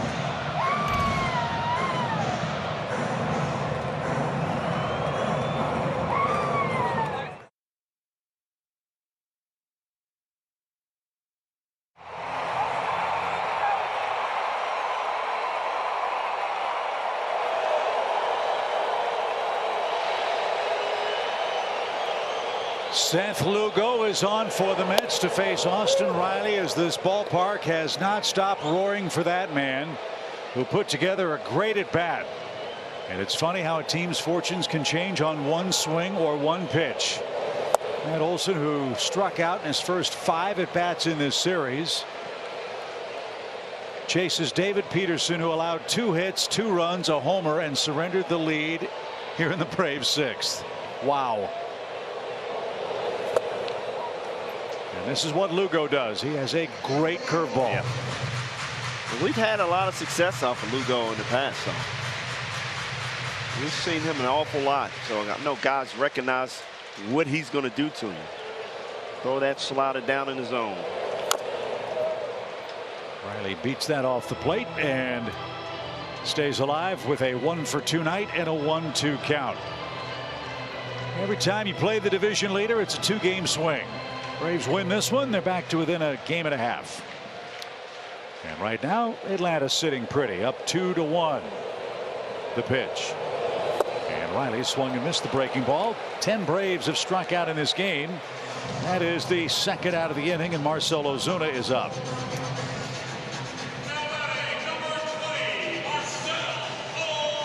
So Strider and Peterson, the starters.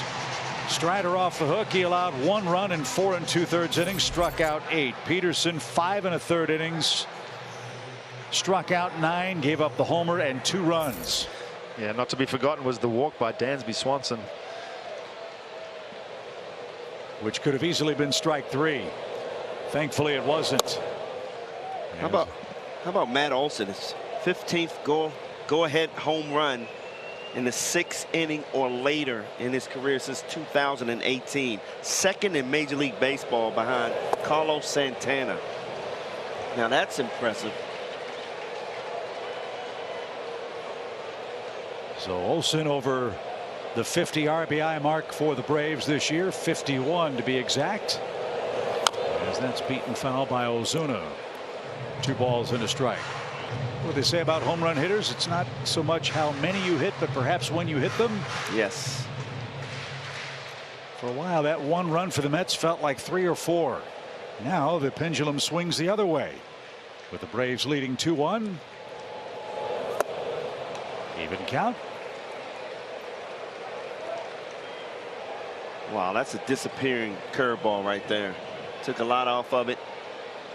Looked like it was in the zone for a long time, and it just dropped off the table. One thing this team has done over the course of the last month is when they get a lead, they don't settle, they add on, they continue to add on. We have to continue to do that against this bullpen. Lugo working quickly, his payoff pitch. Marcell had that one timed well and fouled it back. Colin McHugh is up in the Atlanta bullpen. Looks like he'll come on for the top of the 7th. The Mets will start with their number 9 hitter. Remember, they are loaded with lefties and switch hitters. We'll see how it works out for Colin, who's been pitching great of late. Again, the 3-2 is strike 3. Ozuna is retired on strikes for the 3rd time in the game. A walk and then a 2-run homer by Matt Olson into the bushes by Chattahoochee Falls in center field. After 6 in Atlanta, the Braves have taken a 2-1 lead.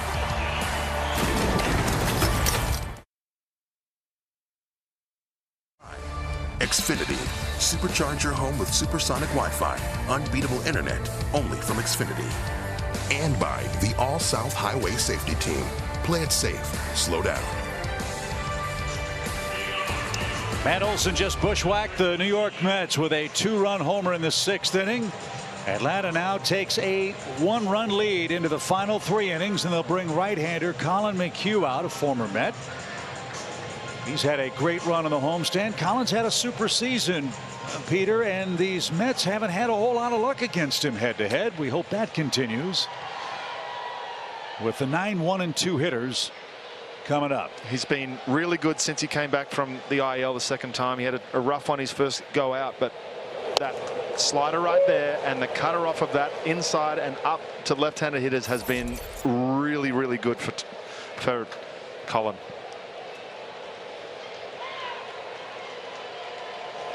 Mazika gets his hands in through the ball as good as anybody we've seen for the Mets all year. Man, you got to come back with that nasty curveball starting way away from him.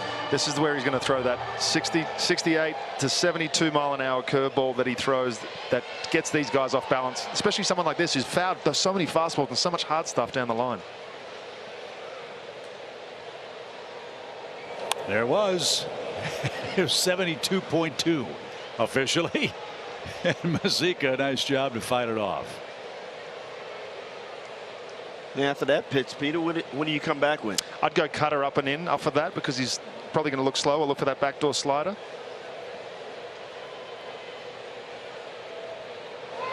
Almost hit him.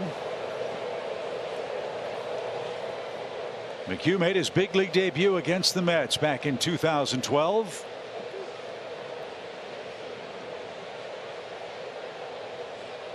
Signed a 2-year contract with the Braves in mid-March this year.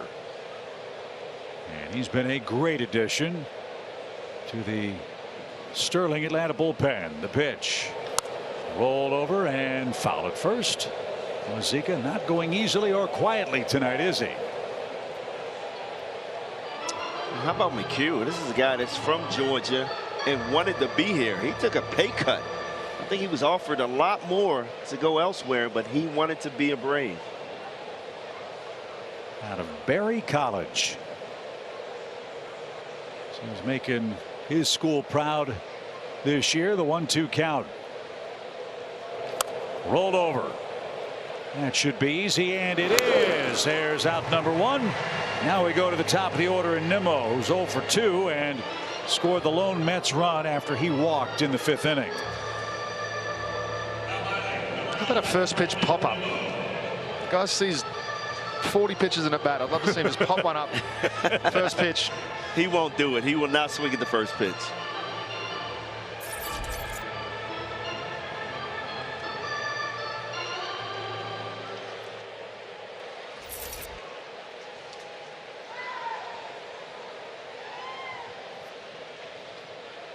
Base is empty for Brandon Nimmo.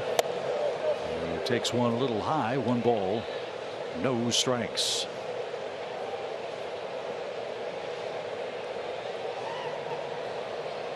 Man, are these games fun or what?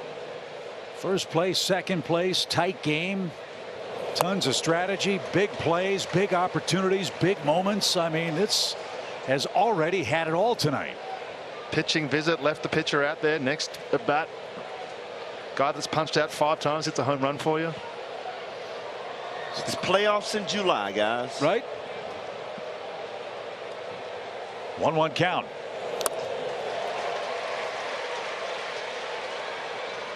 It's that 81 mile an hour curveball.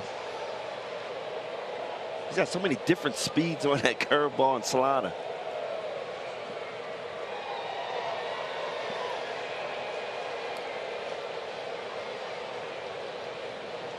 The 1-2 pitch.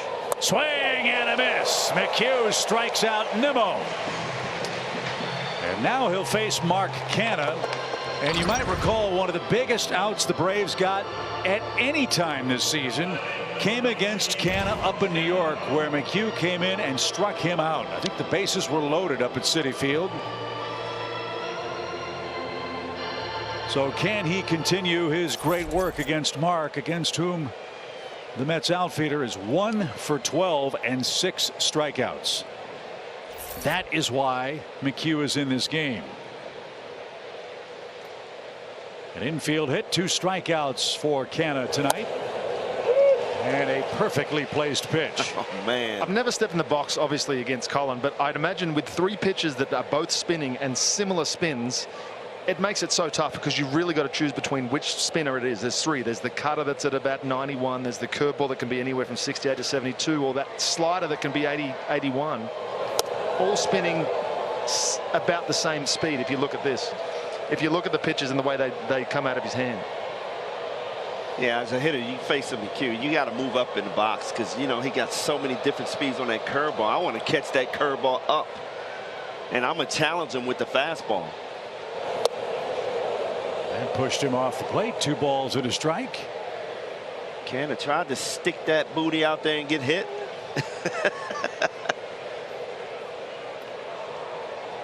6 straight Mets have been retired by the Braves staff. Matzek and McHugh. Lindor is on deck. The 2-1 pitch is hit in the air, but playable, I think. Harris on the runs, calling for it. He's got it on the warning track. That one had me worried for a second, but the ballpark big enough to hold it. The Braves hold a lead.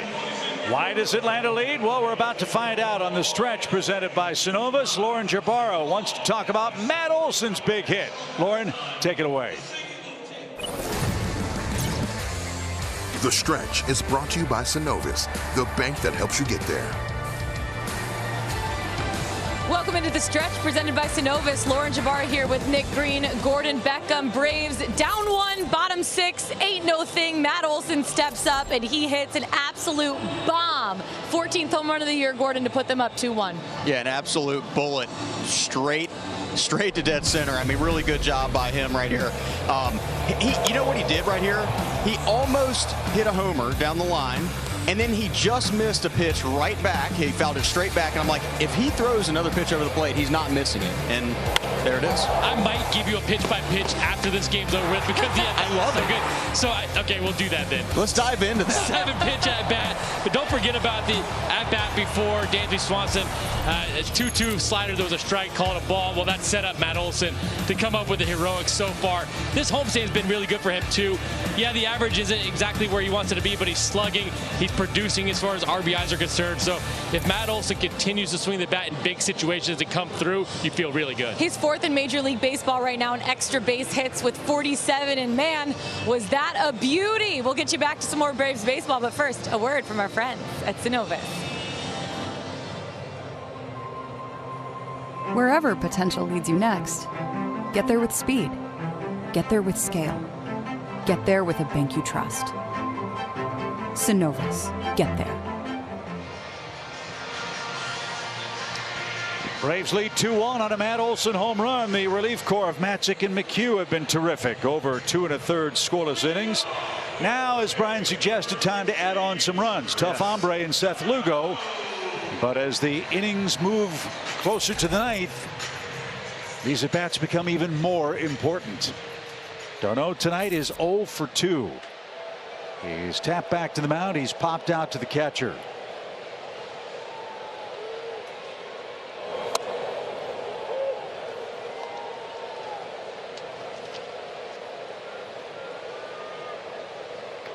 Darno 1 for 1 with a double against Lugo in his career. Now has an even count. Duvall and Arcia will follow. Michael Harris as well. When Travis is going good at the plate, he can punch the ball the other way with the best of them.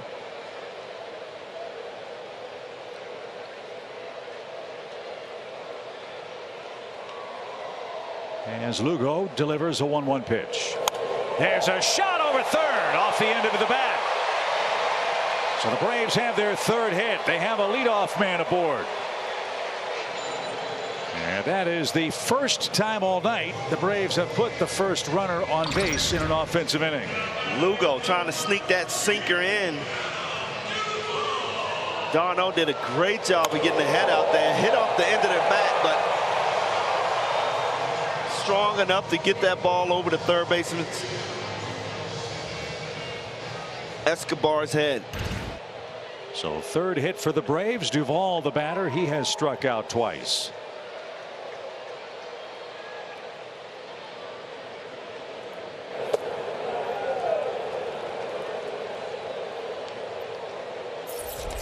Earlier in the game, it was the matchup of new fathers, David Peterson versus Adam Duvall. Well, Peterson showed off his dad power against Adam with 2 strikeouts. Time for Adam to show his with a new baby boy at home. Man, this is a good time for Duvall to drive this ball to right center field. Get those hands in.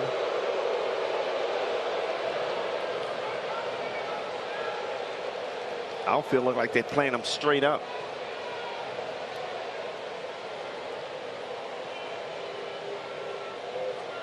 Wind blowing toward the chop house with a 1-0 count. There's so much scouting, there's so much information for hitters to break down the stuff of a major league pitcher.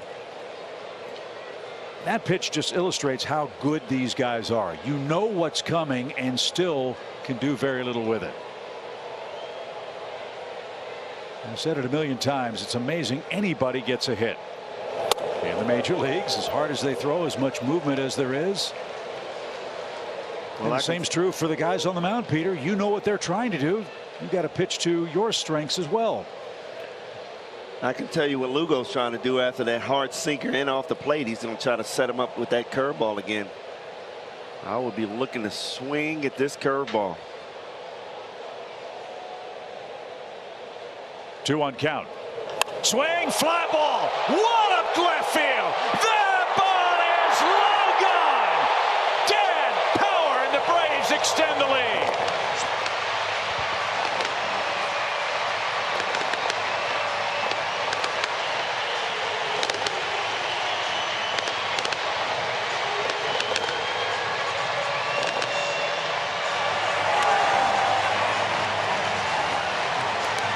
Well, I think Duvall heard me throwing that off-speed pitch there up in the zone.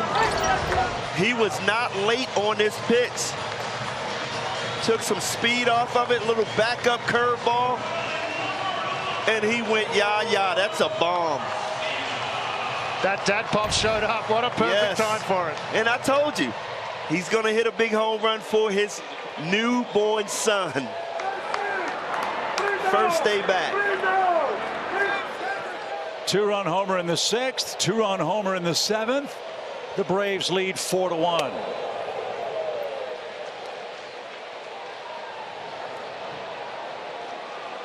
How good did that feel for Adam Duvall? Oh my. Off the thumb, slow roller. Lindor's got to hurry, and he gets his man. And there's out number 1. Can't make this mistake, Peter. Backup curveball up in the zone for a power hitter. Tried to throw that ball. You said it.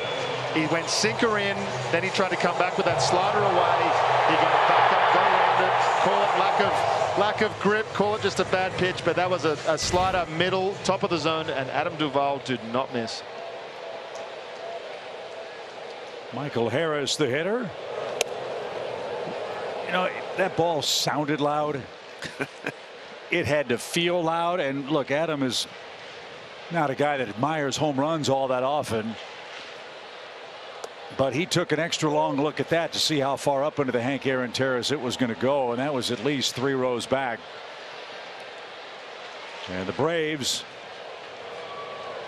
add on, looking so quiet offensively, have scored the last 4 runs in the game. Harris is out number 2, and here's Ronald. He wants to get in on the fun. The Braves leadoff man is 0 for 2 with a walk and 2 strikeouts.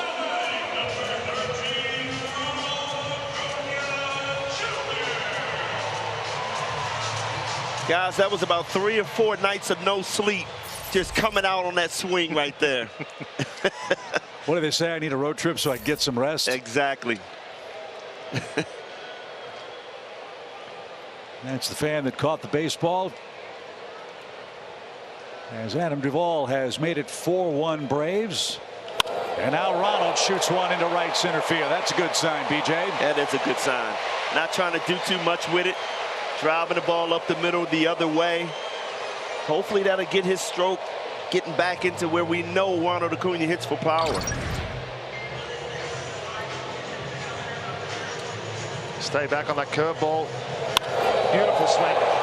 That's the Ronnie we're used to seeing. So Buck Showalter is going to take the ball from Seth Lugo after an inning and a third with 2 strikeouts, 2 hits, but more importantly, a long 2-run homer. The Braves trying to turn the lights out on the Mets in Game 2. You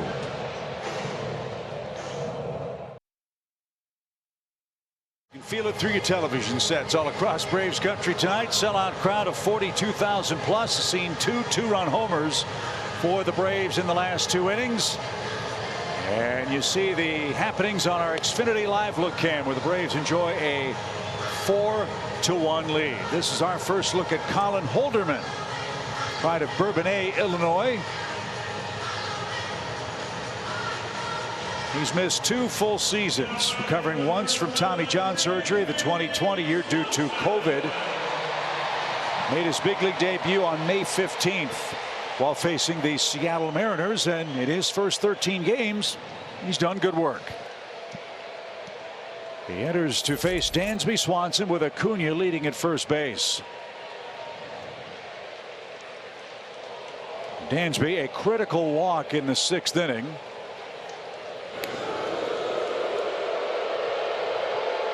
That preceded Matt Olson's home run to dead center that put the Braves in front. Dansby's walked twice and has flied out.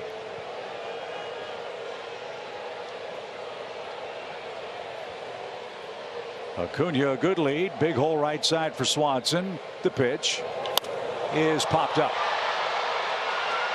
Nimmo in center is going to gather that in, and the side is retired. Adam Duvall has hit his 11th home run since July 1st. Duvall hitting over 300. He's 1 for 3 tonight, and a big bomb extends the Braves lead to 3 heading to the 8th.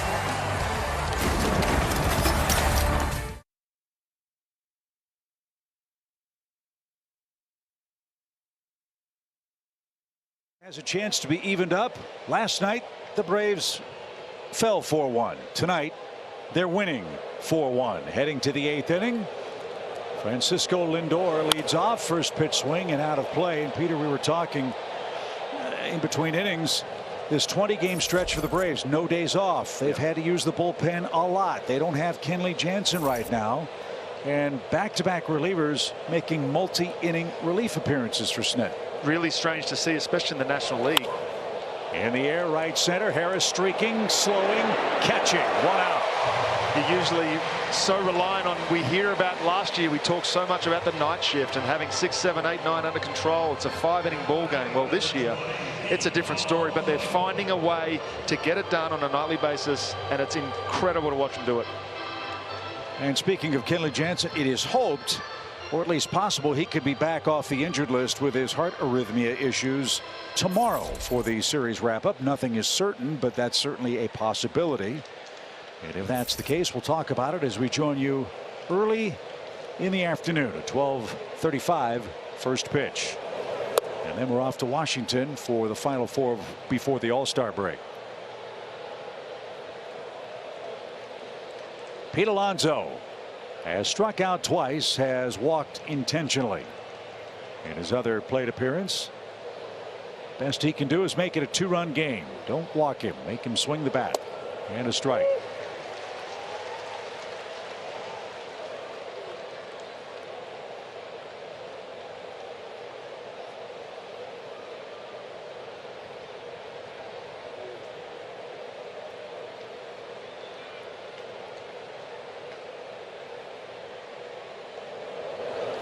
Oof. Man, like Tyler Matzey, you can just see him. You can see Colin McHugh just gaining in confidence every time he comes back out there. He was so good with Tampa Bay last year, and he's really just struggled to find himself with a couple of stints on the IL, but now he's really coming into his own. The 1-2 pitch. Swing and a miss. Alonso has the hat trick. 2 outs. That's just a nasty slider. Unbelievable break on this ball. Out of his hand, it looks like it's going to be right down the middle, and that ball just runs away. So now it's the Braves bullpen turn to puff its chest out a bit. They've retired the last 9 Mets in a row. And Luis Guillorme is the final hope in the New York 8th inning. We've said it all year long. Heck, we've said it for the last 5 years. There are days where the offense just isn't clicking, but this team somehow finds a way to make it interesting. They did it last night in a losing effort. How about tonight? 1 out in the 6th inning. Peterson just carving up the Braves hitters. A walk, a homer, and now the Braves looking more like themselves. And I said it in the open. This is a resilient team. They never quit. They're never out of it. Yeah, we talk about 20 games in a row. They're a little tired right now, but, you know, they just reach back deep and continue to perform well late in ball games. And that takes a special group of players, obviously, and a special amount of talent, because you're seeing fresh arms in the 7th, 8th, 9th, and with the bullpen specialization and the hard throwers you see, that is not easy at all. 2 balls and a strike. Hits are even 5 apiece. And Guillorme down to his last strike. And the thing that I love about this team, you know, they've been through the wars last year. Didn't get any worse than that. Couldn't get over 500 until August. So they've been through the tough times. So late in the ball games, it's no big deal. They know they can have a chance to come back.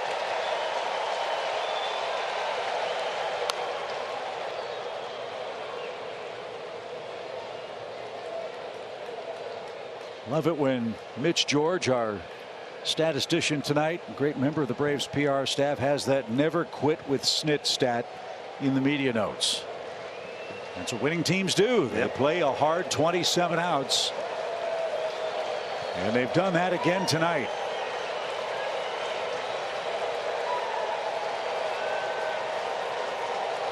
The 2-2.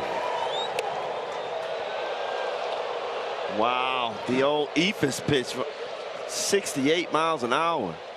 How do you not swing at that? I'm coming out of my shoes on that pitch. Make him put it in play. Full count. The pitch. I like this guy a lot at the plate. I mean, he's a ball player. Tough out. That's a good pitch, though. I would come back with that same curveball away.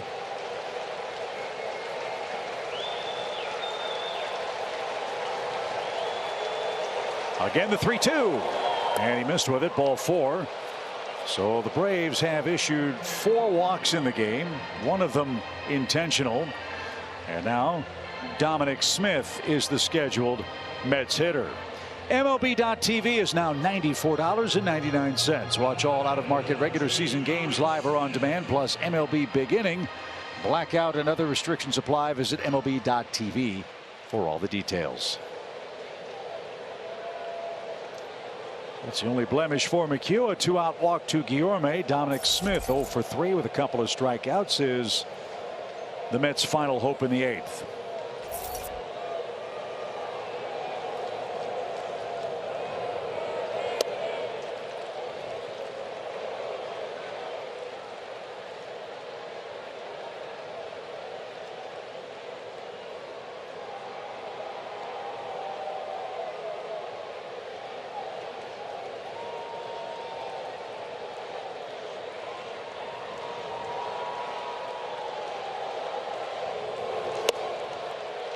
Come on, Colin. 2-0.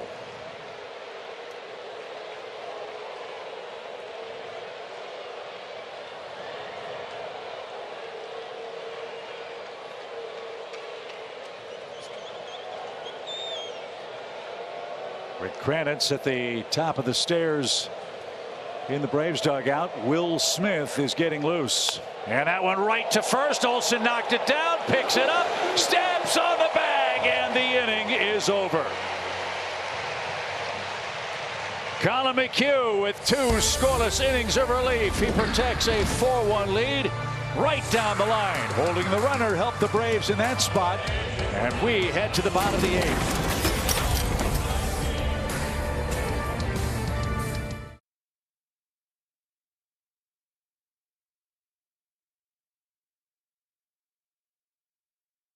The first of them is our best coverage in the game feature, our T-Mobile coverage game. Matt Olson to straightaway center after the Dansby Swanson walk. Adam Duvall followed an inning later with a 2-run blast of his own. And now the Braves look to add on in the home eighth, leading 4-1.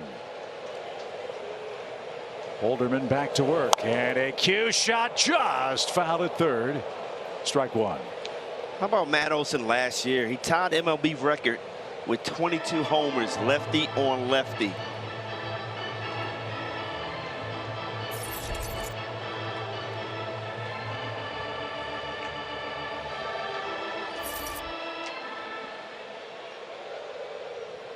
He's got a righty now with nobody on or out. And downstairs, it's an even count. The more Matt settles in here in Atlanta, the more comfortable he looks. He's not going to be a vagabond big league player. 8-year contract. And I personally believe all the understandable drama with the man who preceded him coming to Atlanta, now that that's gone, fans are more and more embracing him with his continued good play, and the Braves try to chase down the Mets.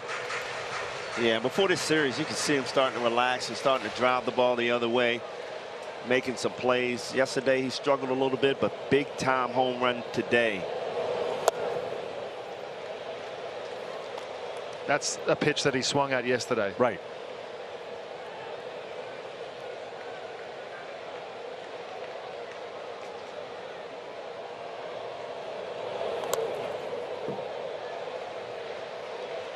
Well, this is when Matt's at his best. He's seeing 4 or 5 pitches per plate appearance. And he's got the count full. And here it is. Swing and a miss. Slider got him that time. And Olson is 1 for 4. Austin Riley's coming up, one of the hottest hitters in baseball this month. Speaking of hot, here's a quick word from Texas Pete. Welcome to the tribe. The Texas Pete tried and true. Texas Pete, sauce like you mean it. Austin Riley has 15 hits in his last 8 games. And he very nearly had a pitch that could have been home run number 4 in 4 games. He is lucky to get that ball back. Riley was right on that pitch.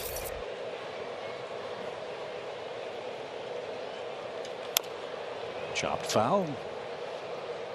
And Riley, an 0-2 count. I love the humble nature of this young man. There are a lot of players who would be bitterly disappointed at not being an all-star. I'm sure he is in one way. But it hasn't affected his play on the field. It hasn't affected his relations with the media. In fact, I saw Austin before the game yesterday, said, I'm cool. If I'm selected to go, great. If not, I'll keep working hard to get back there, in as many words. As Holderman strikes him out, 2 away in the inning. But the Braves will have 5 members of their playing staff headed to Los Angeles after we wrap up in Washington, including Brian Snitker and his entire coaching staff. What an honor for him, too, to be able to go out there and manage the All-Stars. Have so many of his own guys on the team, too, which will be nice. Big decisions still to be made. Starter, right. Who's going to, you know, but that's part of the fun. Long trip from DC over to LA, and all the festivities begin on Monday. Well, if it's an 8 o'clock Eastern start, I'd find whatever way I could to bribe Brian Snitker to get the starting assignment with the shadows and sunshine at Dodger Stadium that time of day, right, Peter? It'll be beautiful. Yes.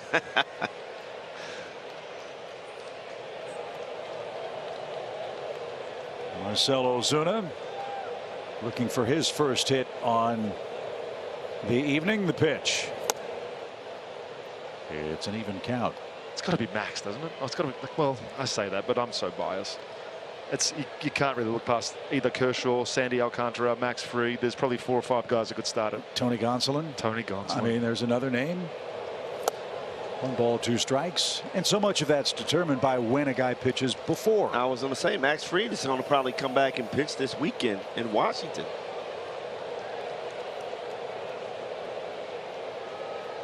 One-two count. And how great a thrill will it be for Max Fried? LA native, grew up watching games at Dodger Stadium. Reggie Smith, a Dodger great, helped coach him, teach him. Yep. And now Max Fried will be introduced in his hometown stadium as an all-star for the world champions. Doesn't get a whole lot better than that. The pitch, way outside, full count.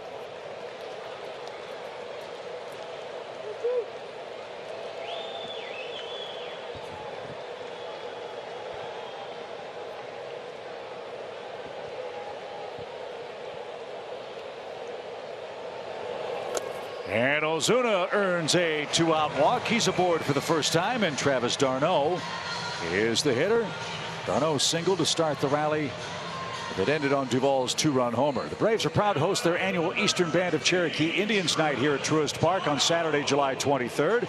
Arrive early to enjoy the pregame exhibitions in the Battery Atlanta, including the heavy hitters, the Raven Rock Dancers, the Hummingbird Stickball Demo, t-shirt toss giveaways, and more. Go to Braves.com/EBCI to learn more and to get your tickets today.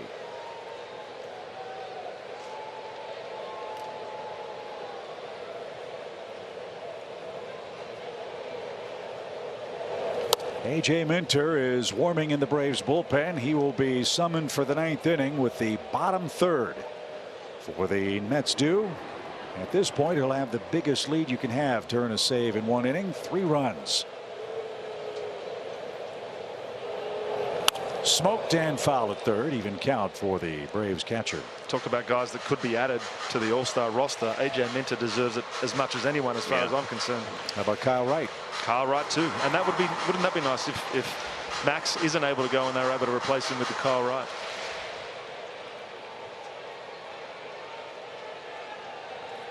We'll see Kyle pitch in Washington on the road. The 1-1 count.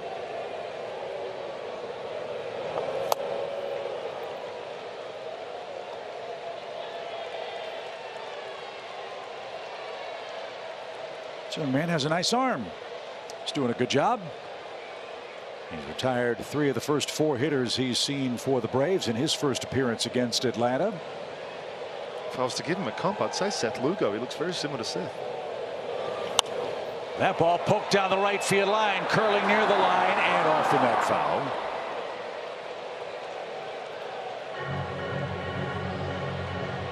Back to first will go Ozuna. Donald does a great job in batting practice doing that same thing. He'll get a pitch away and he'll just try to slap it right on that line in right field.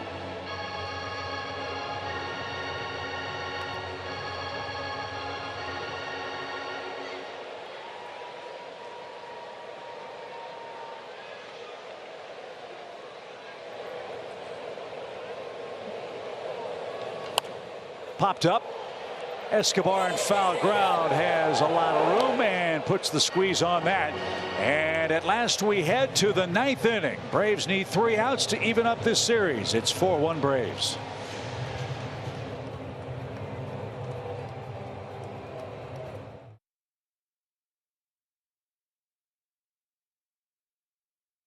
To close things out for the Braves here, who lead the Mets 4-1. You just heard Peter Moylan say he thought this guy belonged in the All-Star game this year. And I'll tell you what, Peter, Rick Kranitz agrees with you. He said this guy has gotten even better than he was last year, which is hard to imagine. But the consistency, he pointed to the walks to strikeouts ratio. And when I ask him just what the biggest difference is, what he would point to from last year this year, he goes, it's the belief. And Peter, I thought you would really appreciate that because you've talked about the confidence for guys like Minter and Matzik, and he goes, you know, just going out there, trusting what you're doing and believing it's going to be okay. And he said that's been all the difference for Minter this year.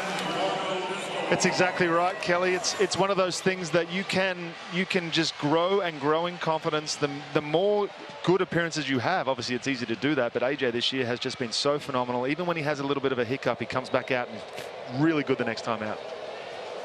And I love the fact that he just moved this into this closing role and does a great job. Yeah. We talk about this, how we have about 3-4 closers down there that can get it done. AJ's looking for his 4th save as Eduardo Escobar leads off the 9th for New York. And it's in for a strike. Funny too, not only is Minter capable of saving games, he hadn't saved one in a couple of years until 2022. But here he is trying to protect a 4-1 ninth inning lead.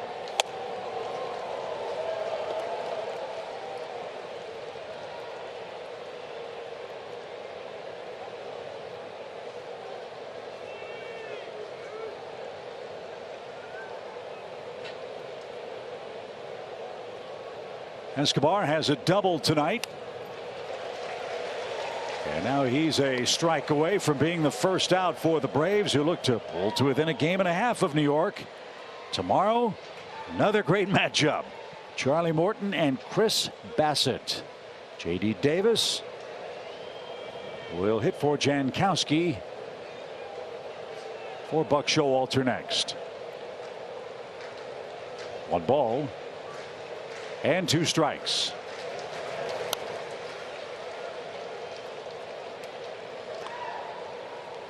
That was a pitch right there that was so huge for AJ last time out. That changeup. He's been working on it so hard. It left him for a couple of outings, and he had it back last time. Hopefully he's got it back again today, because it's such a good weapon for him against those right-handed hitters, as I said. I love the way he's attacking the strike zone.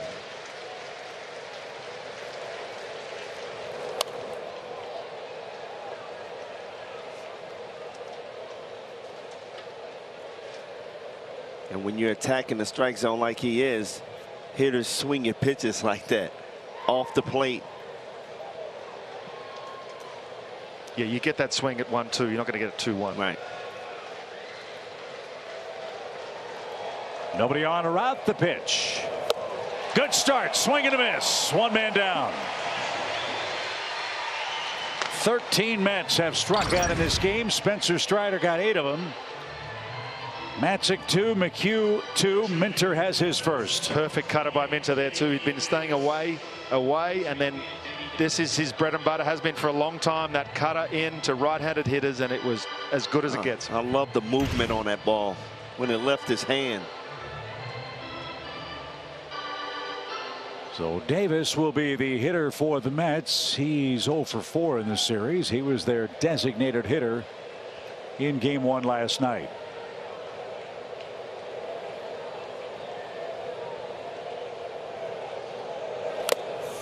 Right on by. He is throwing hard. 97, strike 1. And you heard Kelly say it, and you said it, Peter. The difference with AJ, he's pitching with confidence. He's throwing strikes, getting ahead of hitters.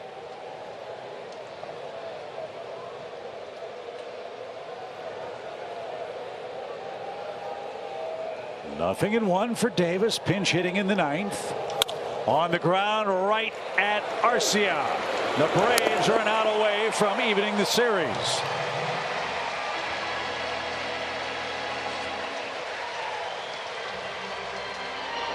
And New York's going to go to the bench again. Mazeika was scheduled.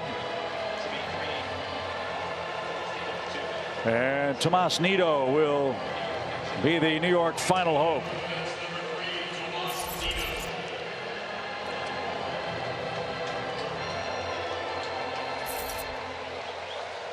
Game number 6 between the Braves and Mets is an out away from being 3-3 for these two clubs.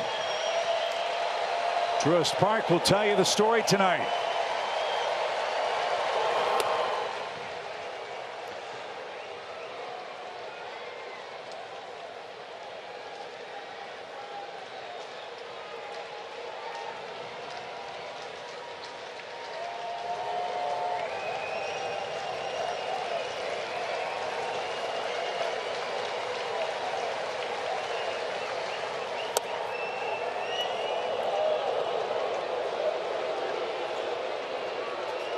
Hope to have a happy Braves live post game following us.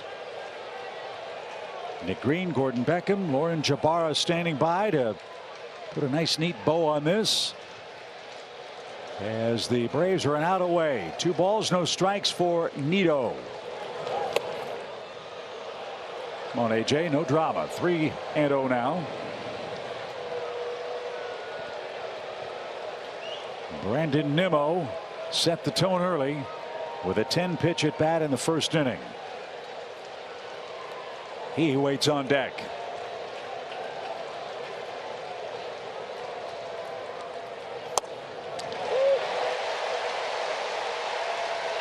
2 more of those, Age. And that'll about get it done, I'd say.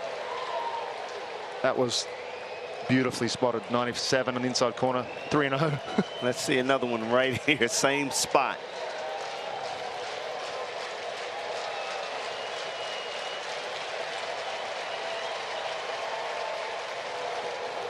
There we go, 3-2.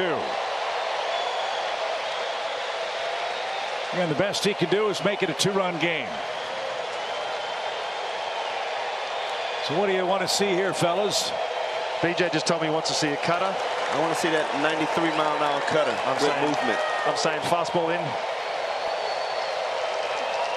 Looks like they're bringing the heat. 3 balls, 2 strikes. Broken bat on the ground. Dansby's got it. Catcher running. Braves win 4-1. Dansby Swanson's given A.J. Minter a wry smile. What are you doing? Let me catch it. But 2-run homers late for Atlanta. Erase a 1-0 Mets lead. The series tied at a game apiece, and we're a game and a half back. Hey, A.J. tried to show that pitchers are athletes.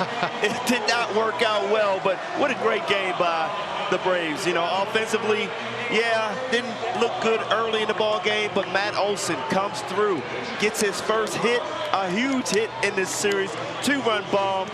And how about the new daddy, Duvall, gets a hanging curveball and just knocks it out of the ballpark. Good game for the Braves. Another gutsy performance by a Braves starting pitcher. Didn't have their best stuff, but managed to grind through 4 2/3 innings. Spencer Strider, great job again by this Braves bullpen. A bunch of names you're not going to hear of, but look at who's getting it done.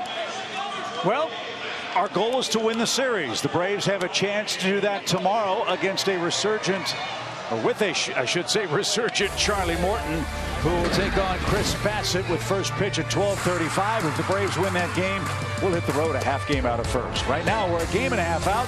2 2-run homers, the story tonight, as the Braves beat the Mets 4-1. Our final, join us at 11:30 with an extended Braves Live over on Bally Sports South.